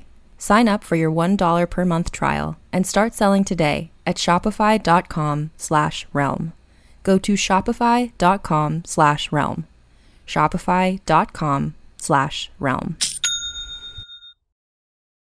From the darkest corners of our imagination comes a game show that's more ridiculous than terrifying. Welcome to Tickled to Death. I'm your host, Roz Hernandez, and I'll be guiding guests through the creepy questions and chaotic games, all to win the ultimate title of Horror Movie Champion. Listen to Tickled to Death wherever you get your podcasts, and hit follow unless you want the show to follow you. Hey, Michael. Hey, Tom. So big news to share, right? Yes, huge, monumental, earth-shaking. Heartbeat sound effect big. Meat is back. That's right. After a brief snack nap. We're coming back. We're picking snacks. We're eating snacks. We're rating snacks. Like the snackologists we were born to be. Mates is back. Mike and Tom eat snacks. Wherever you get your podcasts. Unless you get them from a snack machine, in which case, call us. Call us. And we're back. And people in Paris, there's still some people who supported, there's still some people who supported the monarchy, but they did it visibly, which is interesting. Like, it's a small amount of people, but they started wearing like black ribbons and black cockades, like armbands. And these were the counter-revolutionary people. Seeing that there is sympathy for the royal family and that executing Barry had made people kind of more sympathetic to the royal family, the revolutionary government, they banned silk in general, like the fabric, silk. Because that was once the pride of the French luxury industry. Remember, it used to be like, wear silk, because that's like when Marie Antoinette was wearing her cotton and muslin, people were just like, she's not patriotic enough. She's not wearing silk, French fabric. But now they're like, no, silk has too much associations with the royal family. Cockades should now be made out of wool. All cockades other than the tricolor was banned. Citizens, if they saw people wearing deviant cockades, those people could be brought in and murdered. So green also became banned as a color, because this is when we did an episode about this. Charlotte Corday, she supported the more moderate revolutionaries. She had stabbed to death the revolutionary journalist Marat in his bathtub. Look for the episode. She killed him in the bathtub to learn more about that. But she had been apprehended with a green ribbon in her hat. So green was now seen as a color of like counter-revolutionary. So now you couldn't wear green anymore. And where it's like, when you have to ban colors, like, is this a strong, successful government? You know, like, if you have to infringe on people's free speech and free color wearing to this amount, it's like people aren't supporting you because they support you. They support you because they're afraid of you. And that sort of support doesn't last, I don't think. Marie Antoinette, for the record, by this point, incredibly ill. She had been ill for a while. She was growing really thin from her various symptoms, and she was hemorrhaging large amounts of blood all the time. This could maybe be like, she's 37 at this point. So maybe like a perimenopause thing, maybe a stress thing, maybe fibroids, or maybe like some sort of cancer. Like, something is going on, and she dramatically changed her appearance in this time. She just looked way older than 37. A Polish artist, Alexander Kucharski, who had become Marie Antoinette's favorite painter after Elizabeth Vigée-Lebrun fled, he was able to sneak into the prison to see her and painted her afterwards from memory. And she looks not great, but accurately to this person who is suffering a great deal. But also, she's still around because kind of no one knew what to do about her. Like, there had never been regicide, like the murder of a king, in French history. So there's no established protocol for like the widowed queen. And at first they're like, well, like, if you look back at like Fredegund and Brunhild, like ancient Frankish days, it's like, well, maybe like when a king died, like the queen was sent to a nunnery. Like, maybe instead of keeping her a prisoner or being put on trial, maybe she'd be sent off to live with her relatives in Austria, maybe sent to a nunnery. But while they were kind of figuring this out, just the political climate affected what the options are going to be. So the new government, this like not very popular government that was forcing people to not wear green, there's still at war, remember, like with every country in Europe. They instituted a revolutionary tribunal in Paris. This is where the part of the story where it's just like, who's being unpatriotic? And they're just like pulling in everybody. Like, they arrested Ryan Philippi, for instance, because his son had like gone to Austria to meet with some people, and they're like, that means he's not a patriot. And like, if he's not safe, then like, who is? So they just, at this point, they knew that Marie Antoinette was like a figure that as long as she's still alive, her and her son, like, people would support the royal family because they were there and they saw her and wearing her black clothes. She was sympathetic. Robespierre, who is in charge at this point, he informed the rest of the convention it was time for patriots to rekindle their vigorous and immortal hatred for those who are called sovereigns. So first, this just meant that everything's shitty, but first this meant that the guards just treated them worse. So they were deprived of everyday necessities like clean sheets. They were woken up in the middle of the night so the rooms could be searched for evidence of treasonous activity. None was ever found. Some of the stuff they found was just like significant, like sentimental things. Like Madame Elizabeth had kept a hat that was Barry's, as like a memento of her brother. They also found in Marie Antoinette's room a small scrap of fabric embroidered with a crucifix, a crown, and Jesus's arrow-pierced heart. And apparently this is a symbol of Catholic rebels. So they're like, aha, she's a Catholic rebel. The discovery of this emblem, which I'm just like, did they find it? Or did they just say they found it? Was it in her room? Like, where was it? Anyway, this justified them as portraying her as an agent of the counter-revolution, which, like, she was. Like, we knew she was doing spy shit, but they just had to they're preparing to put her on trial. And so they're just putting together some evidence. Interestingly, do you remember way back in episode 1, where Marie Antoinette was 14 years old and she's going on this long carriage ride to France? And then they went to this pop-up house that had been sort of decorated really quickly with just random tapestries. And I mentioned at the time that the tapestries were maybe not totally suitable for portending well of a marriage of a young person, because it was images of Medea, this classical figure from mythology, who had murdered her children, and it's quite a story. Anyway, interestingly, this comes back. I think I said then it's going to come back, and this is where it comes back. So they found in Marie Antoinette's room a small wax medallion of Medea from mythology. So apparently she had received this from one of the officers at the temple later, and they brought him in. They're just like, why did you give her this wax figure? And he's like, oh, I just make wax figures of various things. That's my hobby. He's like, this is just one of about 4,000 like it that I have at home. This guy's just making wax figures. He said most of the wax figures he made were allegories of the revolution and therefore were harmless. But why, of all the wax figures, had Marie Antoinette chosen to keep that one? So it's interesting and mysterious. The image of Medea had no known connotation to political stuff or religious stuff. So it's just what does this mean to her? Why would she have kept this?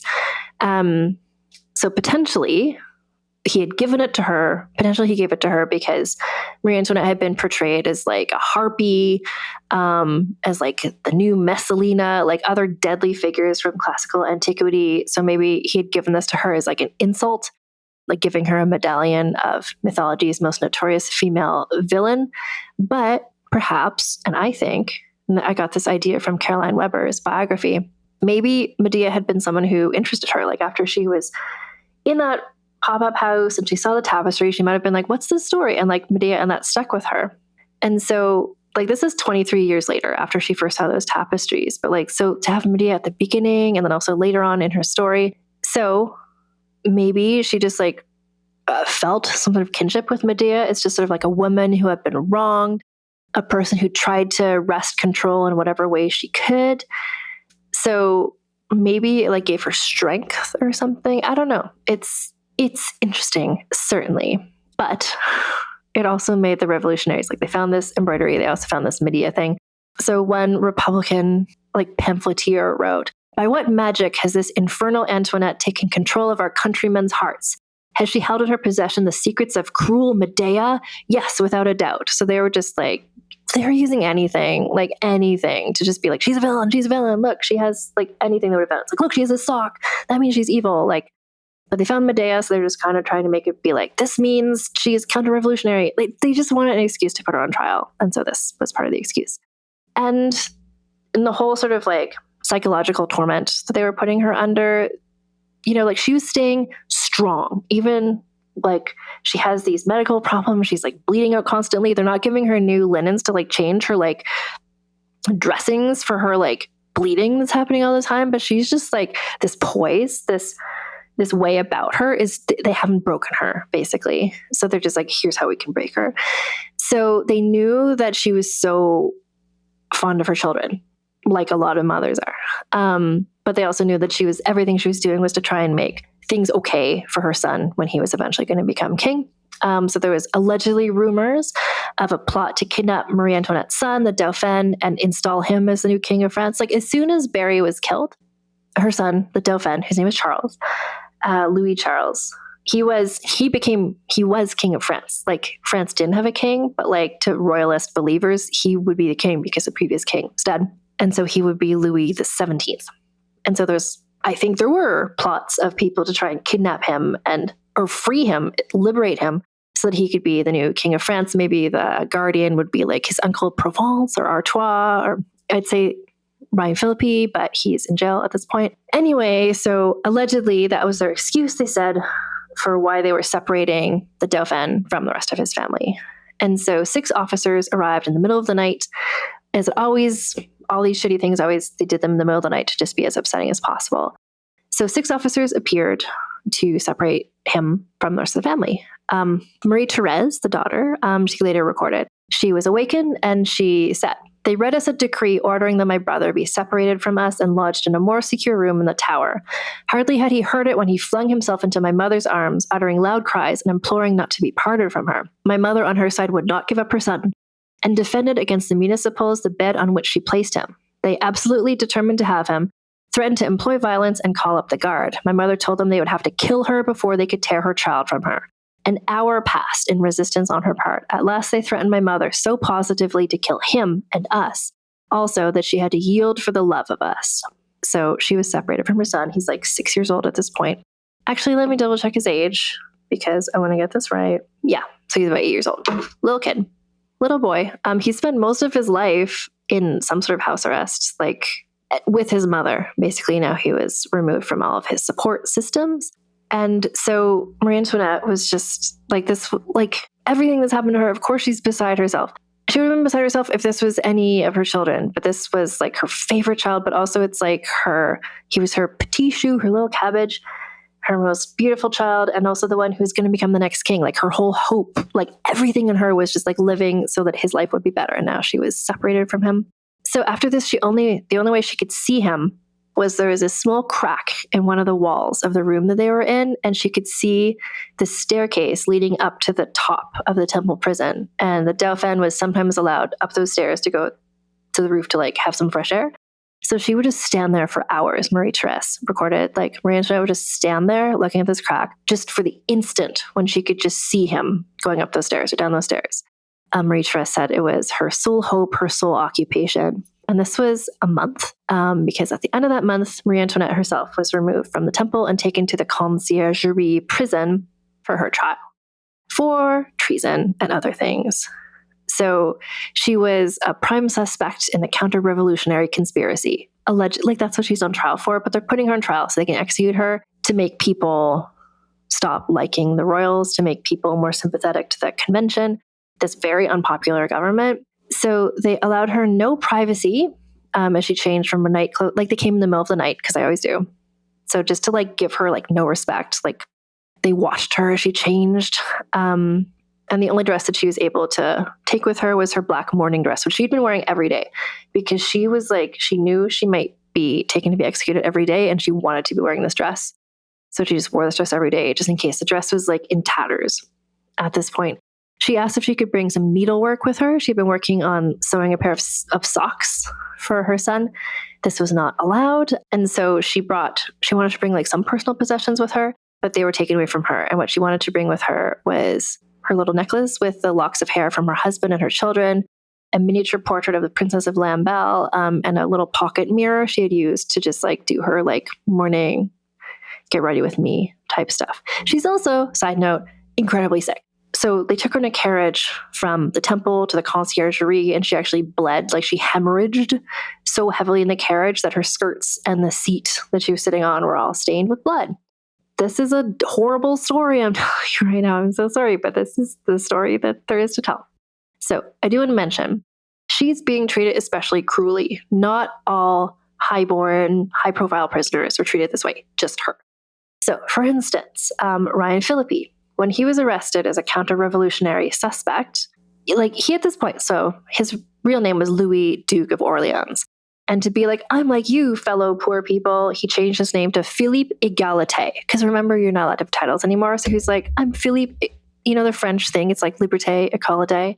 So he's like, I'm Philippe Égalité. I'm like a total normal guy too. Like, make me be your king, please, thanks.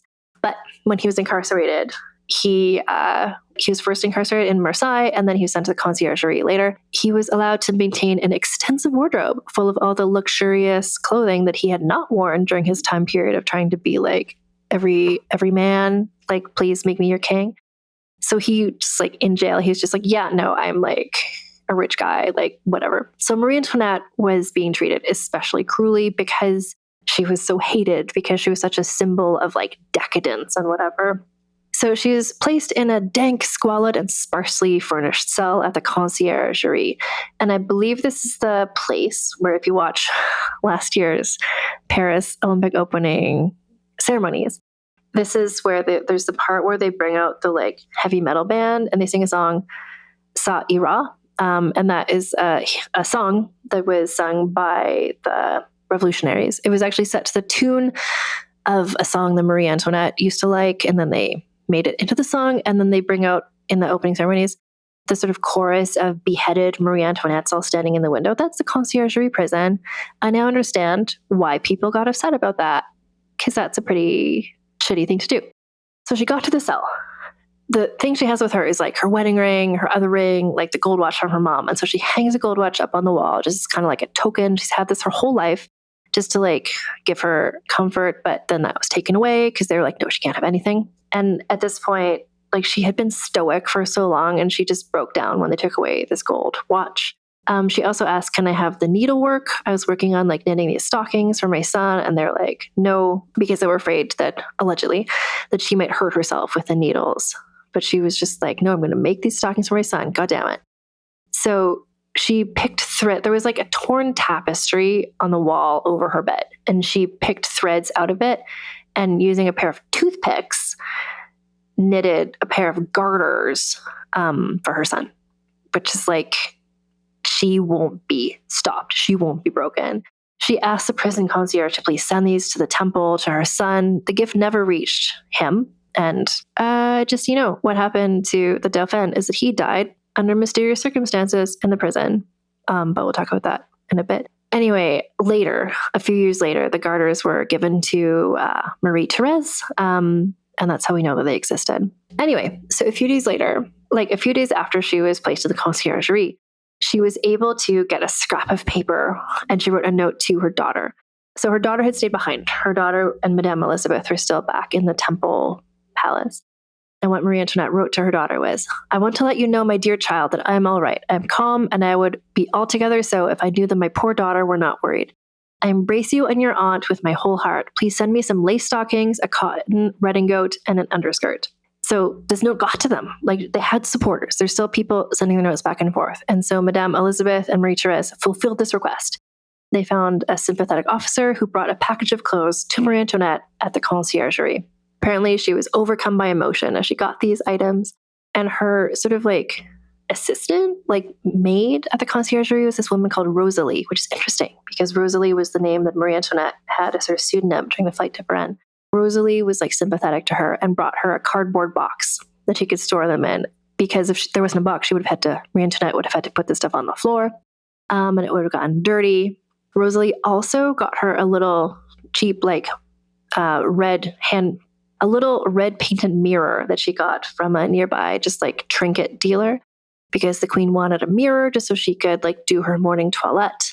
And Rosalie just did what she could. She tried to keep the bed linens like changed and clean as much as she could, even though they were like covered with bugs. She tried to do her hair as much as she could. There was another prison employee called Madame Harel who helped do Marie Antoinette's hair every day with a white ribbon and a touch of powder. So it's like anything. It's like people going through anything. It's like, you know what might cheer somebody up? Like a little lip gloss, like having your hair shampooed, you know, like let's just little things like to get us through the day. So her appearance, it's like, well, why was her appearance so important to her at this point? It's like, fuck you, why not? But also like, because she was getting a lot of visitors and she wanted to like present, like she knew she was a symbol for the monarchy and she didn't want to look beaten. She didn't want to look defeated. She wanted to look at her best. And people came to visit her cell at all hours of the day and night. Like some like people were like revolutionary officials who wanted to question her. Some of them were just like curiosity seekers who just wanted to like see her, but she just always wanted to look like as dignified as possible, as good as possible. And so it's like when she was at the temple, like the family had been kept in seclusion. They only saw each other. At the conciergerie, suddenly, it was like in her early days at Versailles, like she was being seen at all hours of the day. And she knew that when she was being seen at all hours of the day, she had to present a certain front, especially because they were trying to humiliate her. And she was just like showing like, I will not be broken. On September 4th, prison officials uncovered a plot to help her escape from the conciergerie. This became known as the Carnation Affair because the guy who tried to rescue her used a carnation to try and smuggle a note into her cell. The discovery of this plan, and this is similar again to the Mary Queen of Scots stuff, it's like once they discovered that there were active plans to try to escape, they just like clamped down on her even more. And this just made the people, the revolutionary government, crack down even more on her for her time in jail. So they moved her to like smaller and shittier rooms. She wasn't allowed to see her Rosalie anymore. And instead she was placed under 24-hour surveillance of a guard who insisted on remaining present even when she was dressing and undressing. So let's see, I'm just clarifying. Yeah, so Rosalie was removed, but Madame Harel had been dismissed because she was maybe involved in the Carnation affair. So like, who's going to do her hair? So the prison's concierge, Monsieur Bolt, would be the person who would do the hair. Marie Antoinette was just like, hell no, this guy's not doing my hair. And for the first time in her life, she did her own hair. And she still wasn't broken. So the Republican, like the government, kept like taking even more away from her because they're just like, we want you to suffer. And she's just like, fuck you, no. So she had managed during this time they took away her gold watch, but she still had her wedding ring and this other ring. And she found comfort in them. Like I find comfort in rings sometimes, just as just like a fidget toy, just like not just like having a thing, but also a reminder of your life, a reminder of like what was good. She would shift the ring from finger to finger, but after the Carnation affair, they took these rings away from her. And this is when they stopped giving her sufficient clean body linens to stop the blood that would continue to flow from her uterine hemorrhaging. So she's just like dried blood all over her underclothes, just like, like earlier in this episode, she's like, this is sheer hell. It's just like, this is even more. So Rosalie, sorry, I said before Rosalie was dismissed. She was not dismissed. It was the hair person who was dismissed. Rosalie is still at least her maid, like cleaning up the room. And what Rosalie would do at this point is she would like strip off little pieces of her own dress and like hide them under the bed sheets. So Marie Antoinette could like get those to like staunch the flow of blood from her uterine fibroids. And then Marie Antoinette was summoned before the Revolutionary Tribunal, 8:00 in the morning on October 15th. So she was put on trial. Finally, she had no time to prepare. She didn't know what the charges were, but she knew this was coming eventually. And so she was seated on a bench at the front of the courtroom. And when she first came in, people were like shocked at what she looked like because she was so ill, she'd gotten so gaunt. And people remembered how glamorous she used to be. And that's like still how she was portrayed in like pamphlets and cartoons. Like they imagined this fantastically luxurious looking person. And it's just like this woman who is like not doing well, who's wearing this like threadbare dress and is like clearly very sick. So she was just there. She had to listen to them explain all of her alleged crimes. She was allowed to respond every now and then. And the prosecution decided it wasn't enough to just accuse her of treason. Like they had to, putting her on trial and executing her was like, it's like a catharsis for the whole city. Like she had been held up as the villain for so long. And the reason why they're finally putting her on trial and they're going to find her guilty and they're going to execute her is because this government is struggling and they need to show that like this person who you hated, like we're going to punish her and that will make you support us, the shitty government, is kind of what's happening. So they had to just remind everybody like why they hate her and why the government killing her is good. So she was such a propaganda tool at this point. Like this trial is not about who she is as a person. It's not even about what she really did. They're just like, remember this woman who you've hated for decades? Like, let's remember all the things we hate about her so we can all be happy when we kill her because then you'll like support this shitty government. And they also wanted to make sure that like there's stuff that's sympathetic about her. She looks sick. Like people know that her husband, she's a widow or she's been separated from her son. Like they want people to not sympathize with her at all. So they have to remember why she sucks, why the monarchy sucks. Like they don't want anyone to support her son as the future king or anything. They had to this is their chance to just like really trash her reputation to try and prop up their shitty government. There was no evidence against her, of course. It's like, look at this Medea figurine. Look at this cross stitch. Like, there's nothing.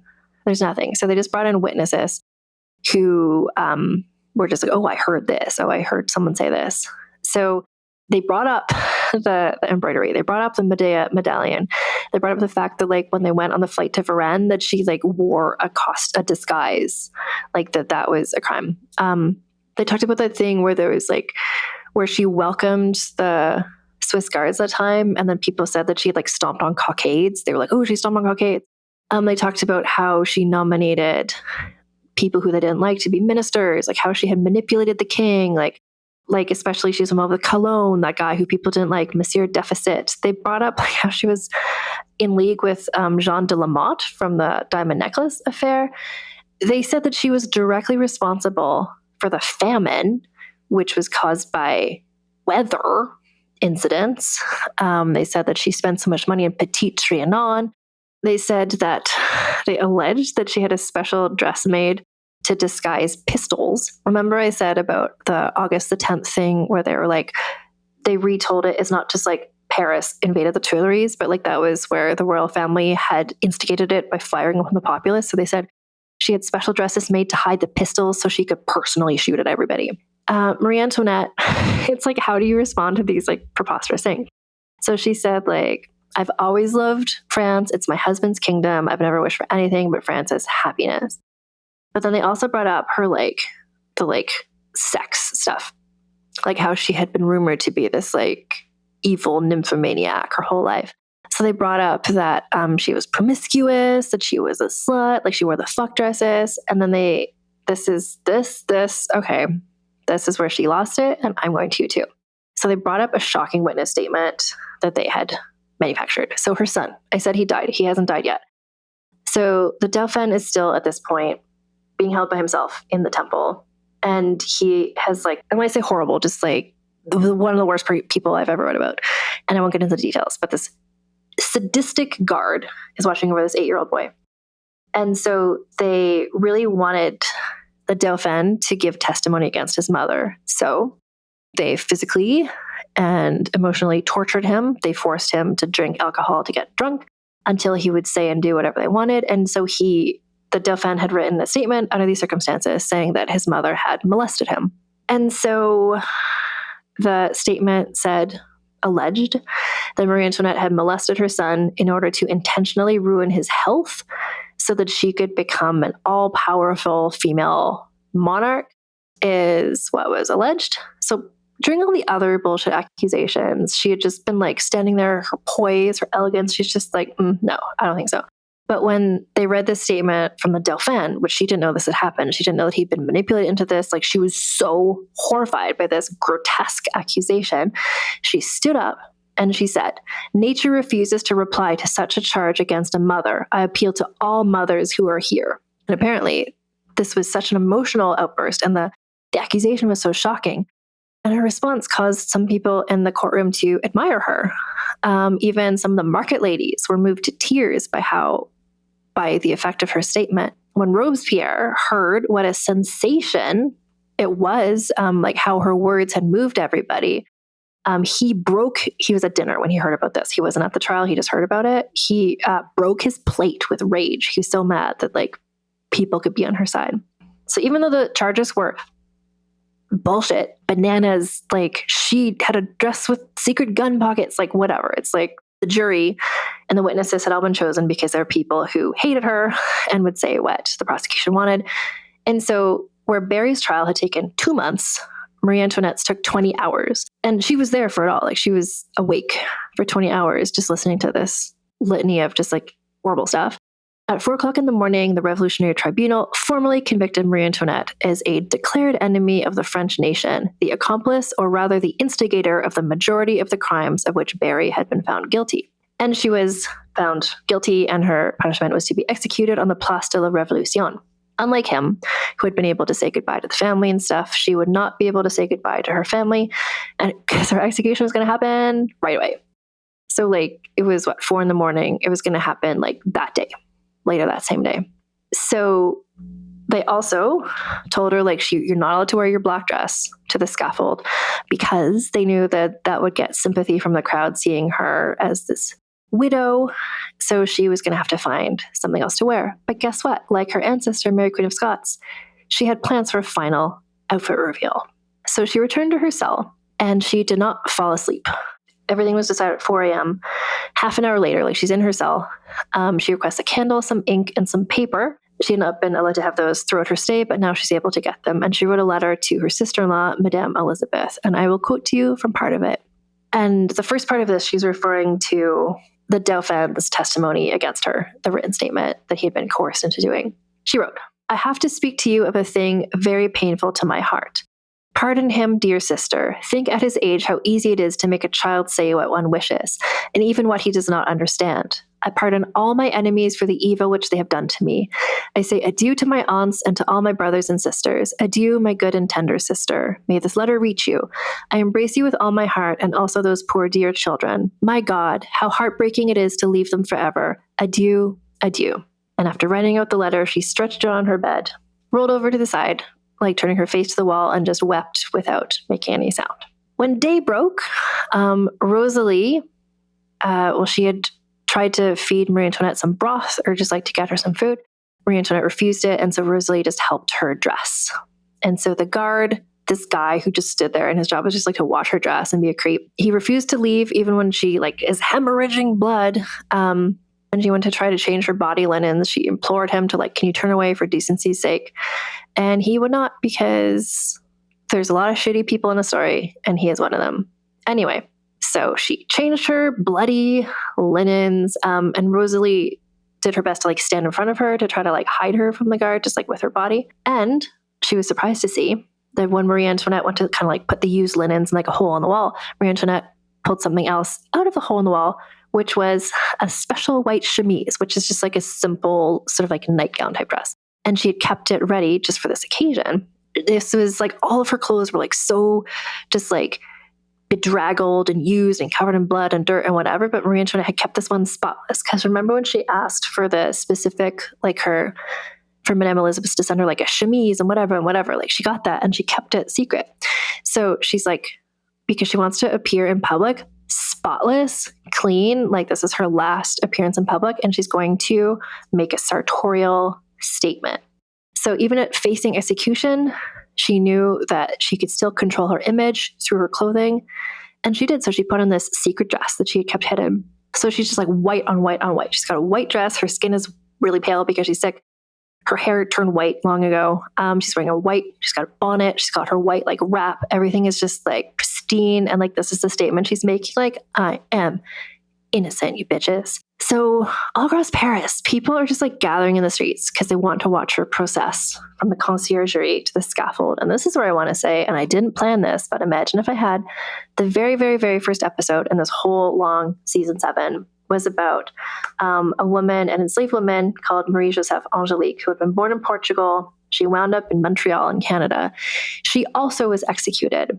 And this is a real parallel because Marie-Joseph Angelique, she was also put in a cart and dragged through streets full of people who hated her to her execution. Marie Antoinette, the same thing. It's kind of bookending this season in a way where it's like two women, very different lives, very different situations, but like the same ending, really.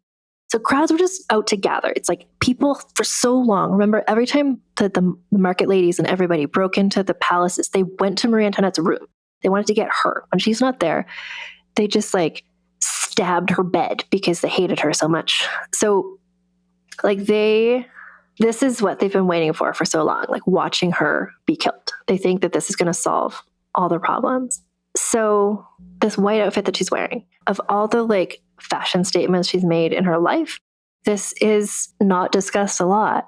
But Caroline Weber, in her biography, Queen of Fashion, she mentions that this was like maybe the most brilliant fashion statement of her entire career. Just like showing up in a spotless, perfect white outfit, going to the execution, like she's making a statement without saying anything in the way that she always has with her fashion. So when Barry had been taken to the guillotine, he'd been in a closed carriage. So it wasn't as much of a spectacle. Marie Antoinette, the scapegoat of everything. Apparently she controls the weather. She, like Marie-Joseph Angelique in Montreal, she was traveled in an open cart just to maximize her humiliation, like as though she were a stack of firewood or a mound of cabbages. And this cart moved slowly, and her hands were like tied behind her back too. Her hair had already been cut off because you cut off people's hair before you guillotine them, so the hair doesn't get caught in the blade or whatever. So the cart just moved slowly. The streets were so full, like it took an hour to get from place to place, and the crowds were jeering at her, where it's just like, girl, she's used to this by now, like whatever.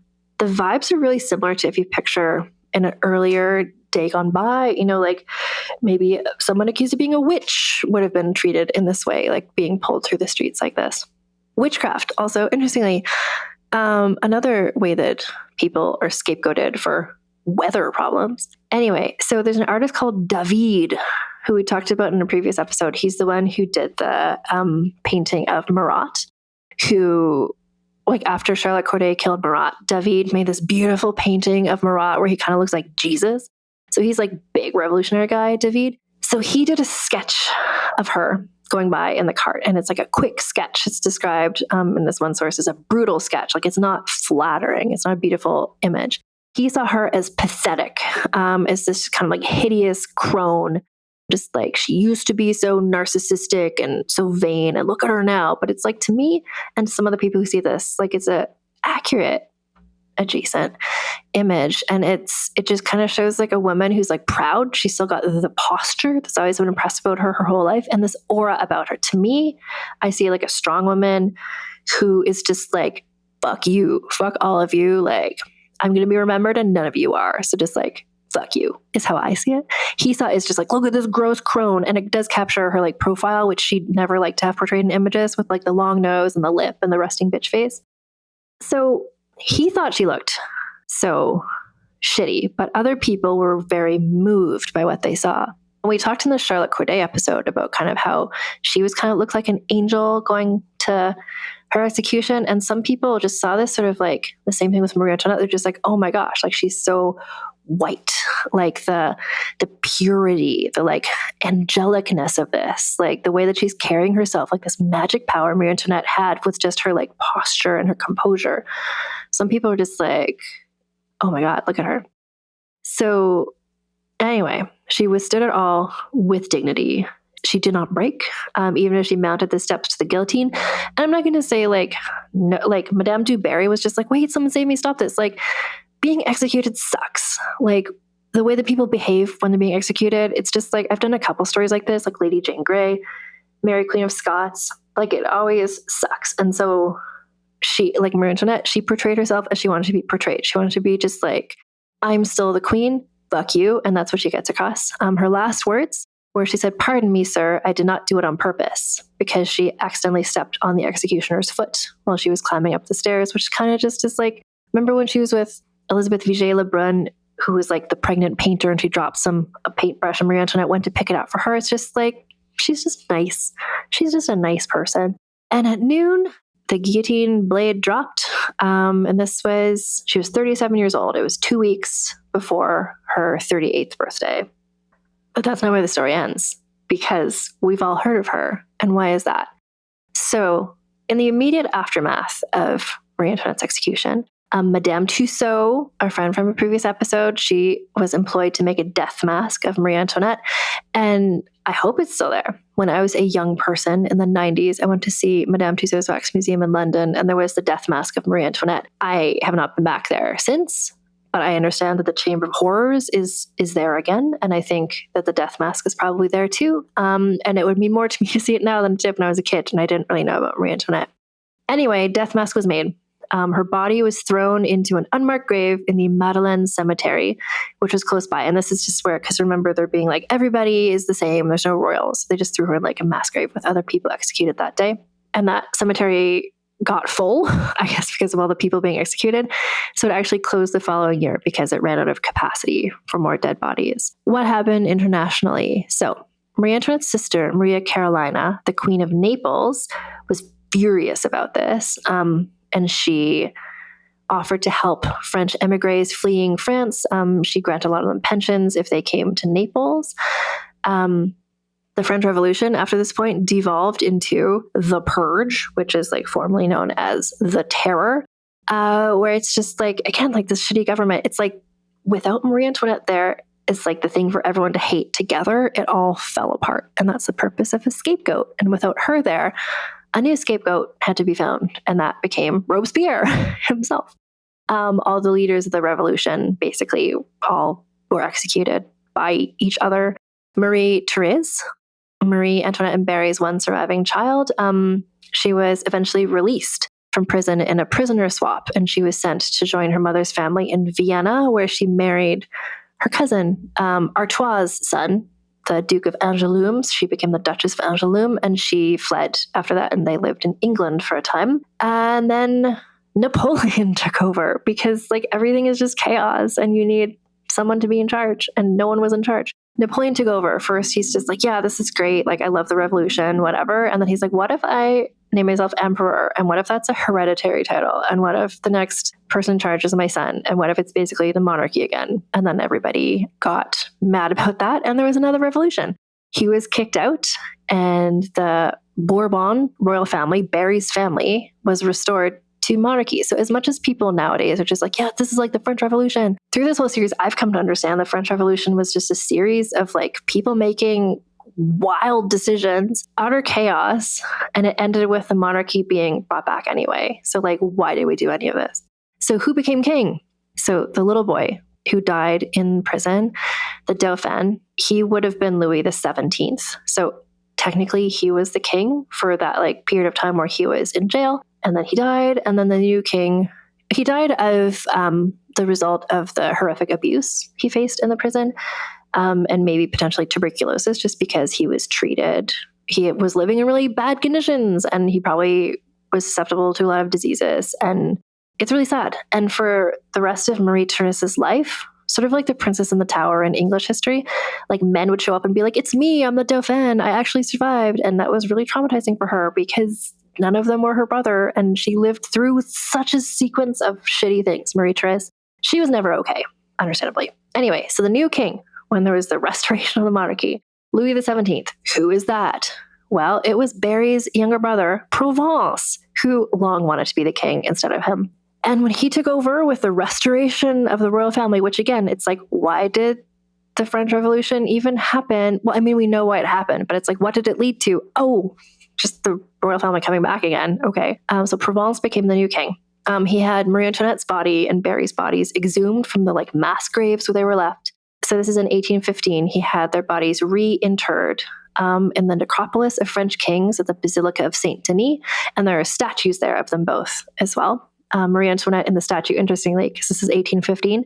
So she's wearing more of like an umpire waistline dress. It's like, well, she never dressed like that, but okay. If she was alive, she probably would have at that point. Then, 1824, Provence died of gangrene. He had no surviving children. So the next king became the other brother, Artois, who became King Charles X.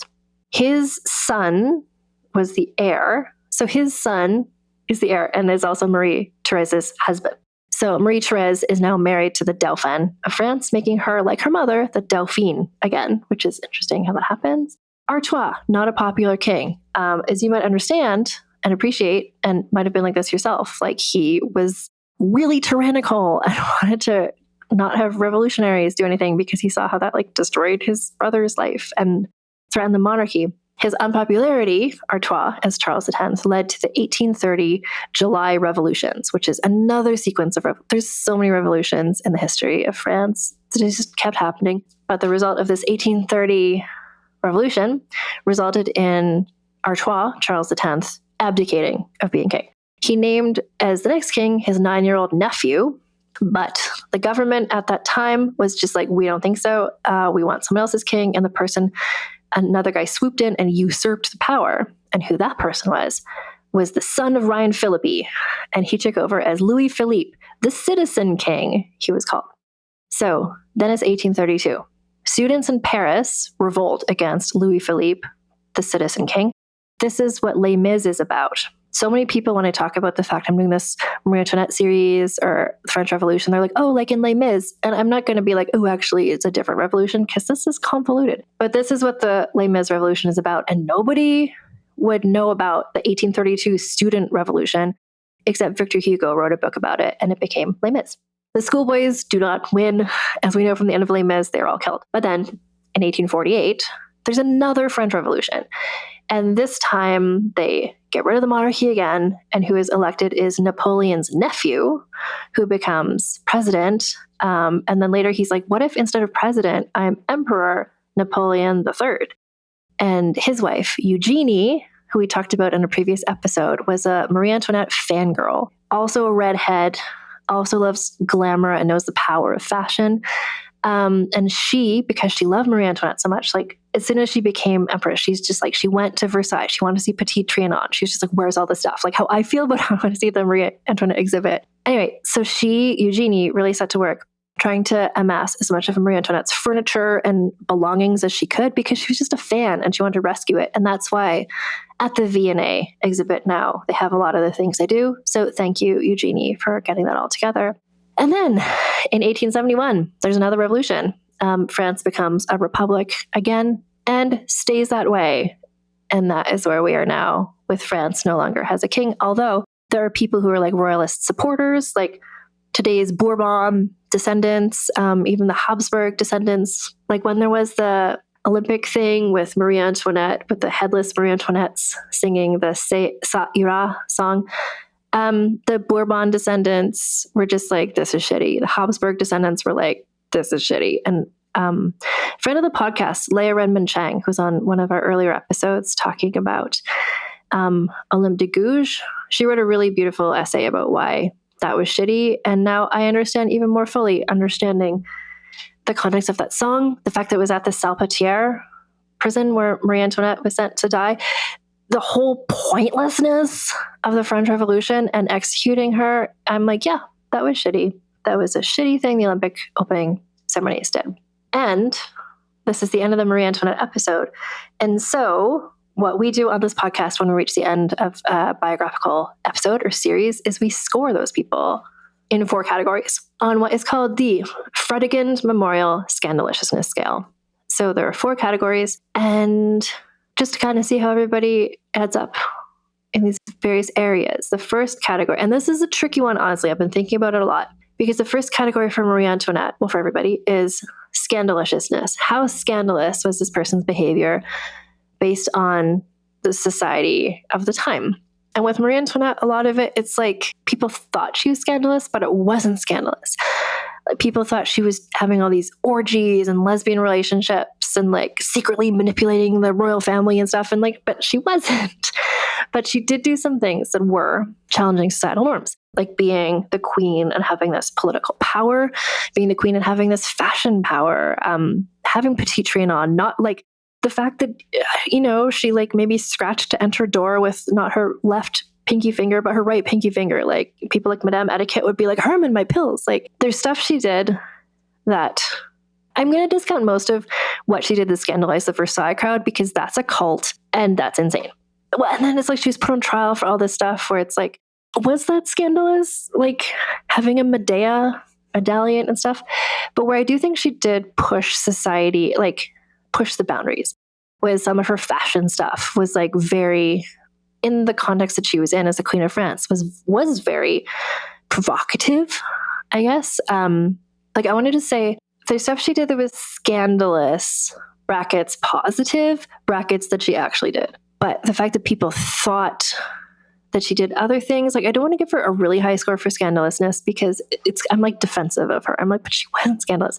But she was in a lot of ways. Like she went to Paris. She like went in disguise to balls. Like she did do things that were shocking to the people of the time and place. I'm going to say 6 out of 10 for scandalousness, because she did push the boundaries of what was acceptable behavior for a queen. And in a different context, maybe it wouldn't have been as shocking and it wouldn't have led to the French Revolution and her dying. It's a tricky one, but I'm going to say 6, because she did do a lot of stuff that really, at this point, like in a certain way, was progressive, that she was challenging some of the really outdated stuff that Versailles was doing. Yeah, I'm just, how much is my show? 6 for scandaliciousness, I'm going to say. The next category is scheminess. And I think that this is interesting because in the first part of her life, she was not, because she did not have to be. Everyone around her was doing schemes all the time, like trying to fool her, trying to trick her, and trying to manipulate her. And she was just being like having a nice time, like trying to deal with the fact that she had not consummated her marriage in 7 years, that there's all these expectations on her as the queen, but they're all trying to undermine her at every turn. Like she wasn't schemy until she was in prison. And this is where she took a real Mary Queen of Scots pivot, where she's just like writing a secret code, making secret plans, like buying the party bus. Like I feel like her scheminess, again, like in a defensive way, like of me defending her, she's put on trial because they're like, oh, she was like a traitor to the Republic. And at that point she kind of was, but not like they thought. Like she was communicating with the other army and telling them what France was doing because France was trying to kill her. So she was. So it's like, that's scheming in a way. But again, I feel like she was schemy in a positive way that I respect to the best of her abilities. Like, did her schemes amount to much? Like, well, she was surrounded by people who were not helping that. Like, the fact that Barry was involved made it very hard to pull off a lot of the schemes that she was up to. I think I'm going to say, because she did really, like, with the spy stuff and the making the plans and the secret codes, like, I'm going to say a 6 for scheminess as well, because she pulled it out when she had to. The schemes didn't all work. Most of them did not, but that doesn't mean that she wasn't scheming. Significance, I think, is a 10, but I will talk about that for a bit more. Like, when I'm doing this podcast about women in history, and to the average person who I talk to, like, most of the people we discuss on this podcast, they have not heard of, but they've heard of Marie Antoinette in the same way they've heard of Cleopatra, or like, these are such famous names, even if you don't really know her story. And I didn't really know her story until I did all the research for this season. Like, I didn't know about how wronged she was. I didn't know that she had like a pants gender bending era. I didn't know a lot about her. Even if you don't know her whole story, you can picture her. Like, it comes to mind. It's like the poof hairstyle, the big fancy dress, the jewels, even people who think she said, let them eat cake. It's like, yeah, she didn't say that, but you know who she is. And you think she said that. Like, she's so well known right now. So, like, in terms of significance, like, countless movies and books and podcasts about her. The V&A has this whole exhibition, Marie Antoinette style, like, and people are going to go to that because she's so famous. Her style is so famous. And I love that for her. I love that she's being celebrated in this exhibition, where she is often vilified too, still to this day.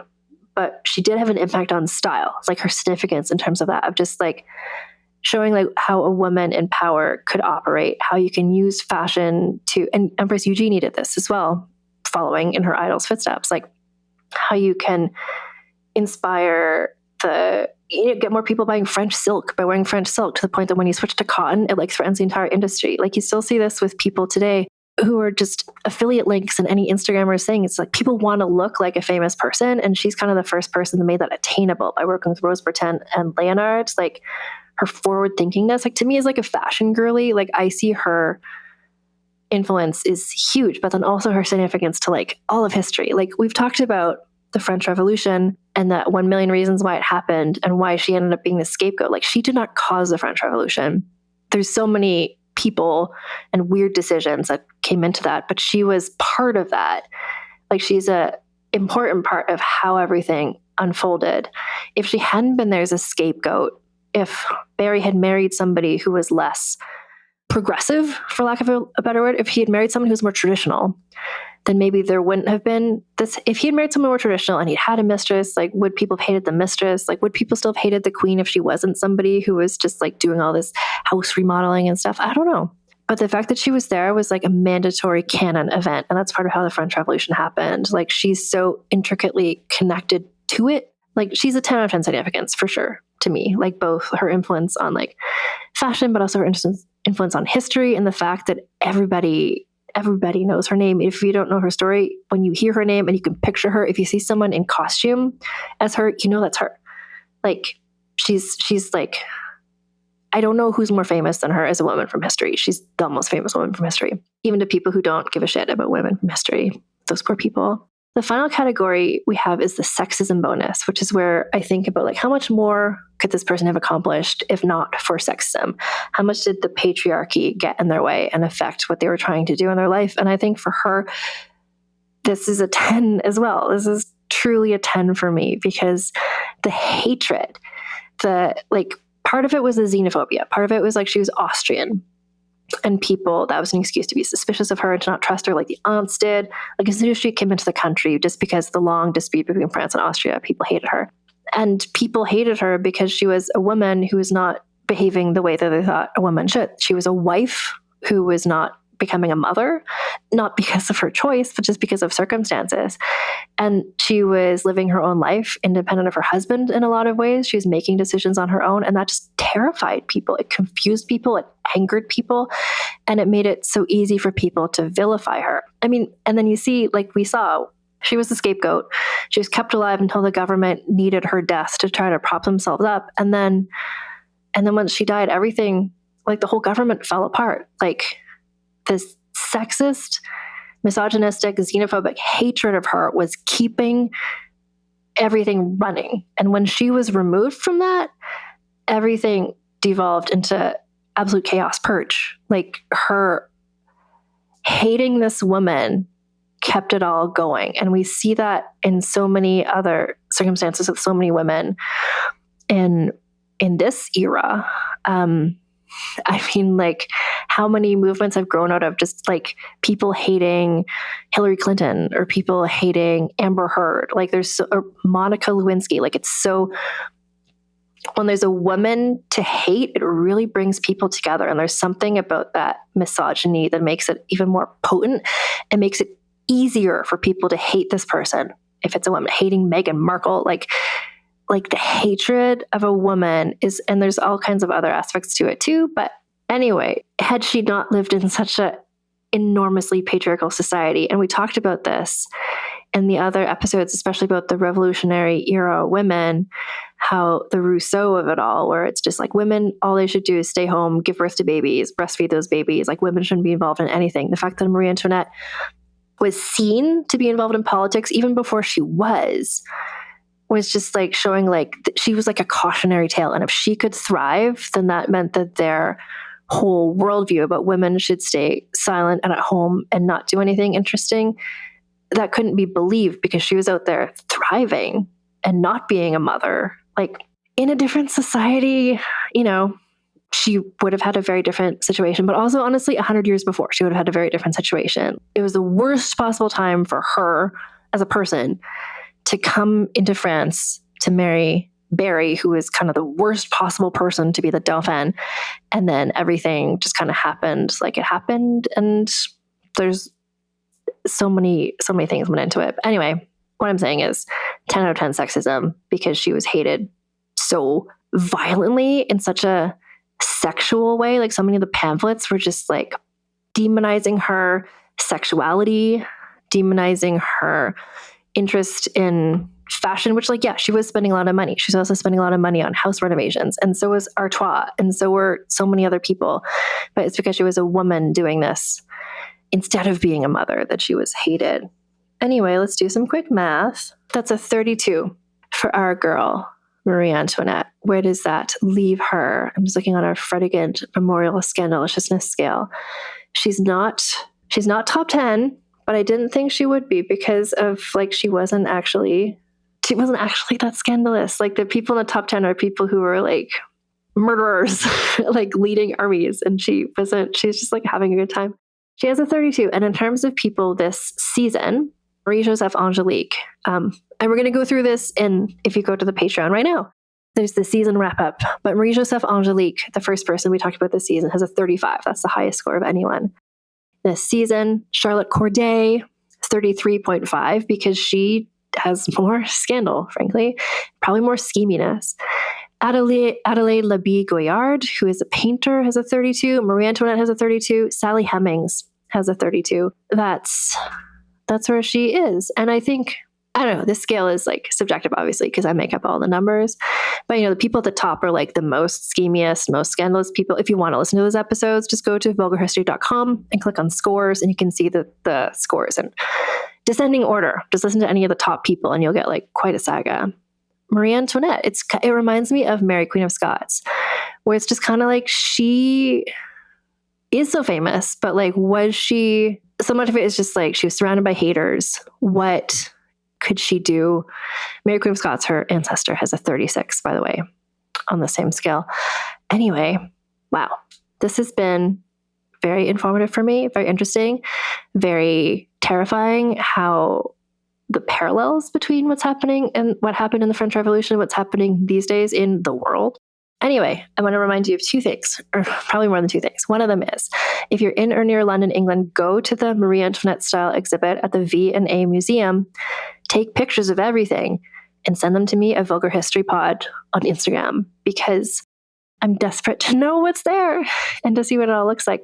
We have a special episode coming up in a few days, which is going to be talking with an author about Benjamin Franklin, who was involved in Marie Antoinette. Remember, there was the hat, the chapeau a la Franklin.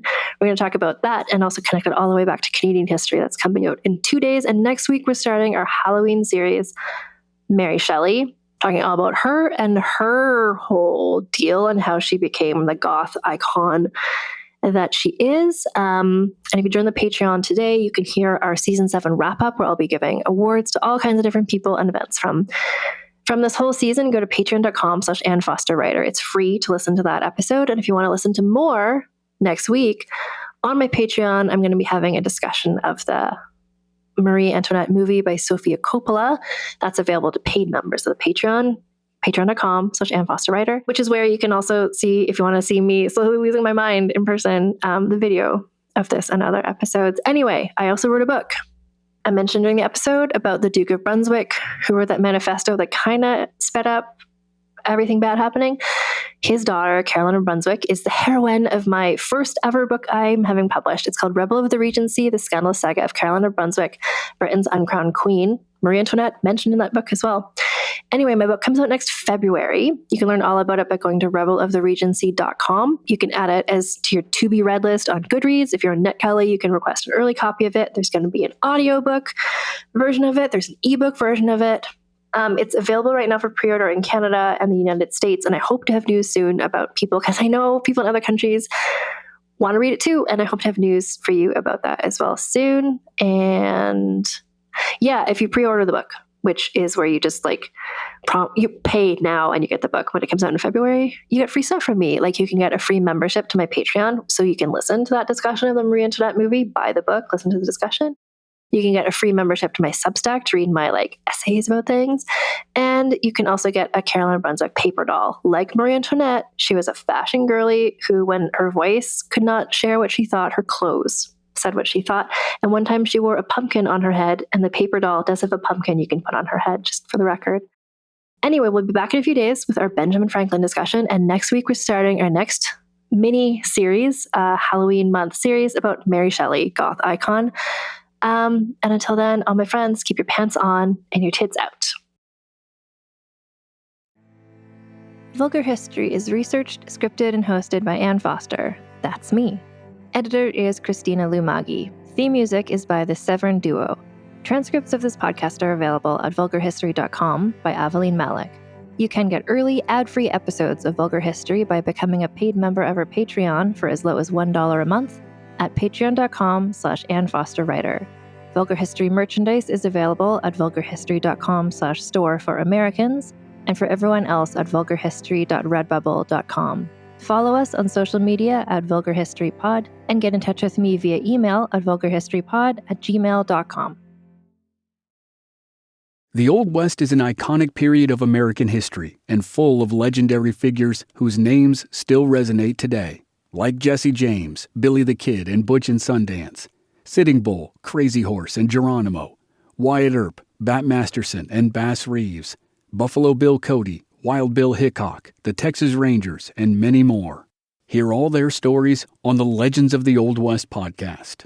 We'll take you to Tombstone, Deadwood, and Dodge City, to the plains, mountains, and deserts for battles between the U.S. Army and Native American warriors, to dark corners for the disaster of the Donner Party, and shining summits for achievements like the Transcontinental Railroad. We'll go back to the earliest days of explorers and mountain men, and head up through notorious Pinkerton agents and gunmen like Tom Horn. Every episode features narrative writing and cinematic music, and there are hundreds of episodes available to binge. I'm Chris Wimmer. Find Legends of the Old West wherever you're listening now. I'm Amy Nicholson, the film critic for the LA Times. And I'm Paul Scheer, an actor, writer, and director. You might know me from The League, Veep, or my non-eligible for Academy Award role in Twisters. We love movies, and we come at them from different perspectives. Yeah, like Amy thinks that, Joe Pesci was miscast in Goodfellas, and I don't. He's too old. Let's not forget that Paul thinks that Dune 2 is overrated. It is. Anyway, despite this, we come together to host Unspooled, a podcast where we talk about good movies, critical hits, fan favorites, must-sees, and in case you missed them. We're talking Parasite to Home Alone. From Grease to The Dark Knight. We've done deep dives on popcorn flicks. We've talked about why Independence Day deserves a second look. And we've talked about horror movies, some that you've never even heard of, like Ganja and Hess. So if you love movies like we do, come along on our cinematic adventure. Listen to Unspooled wherever you get your podcasts. And don't forget to hit the follow button.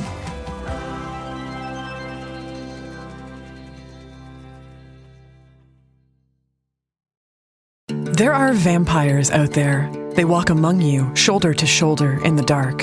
Heading to work, heading home, going to the bar. It's a life just like anyone else's, and I have grown used to it.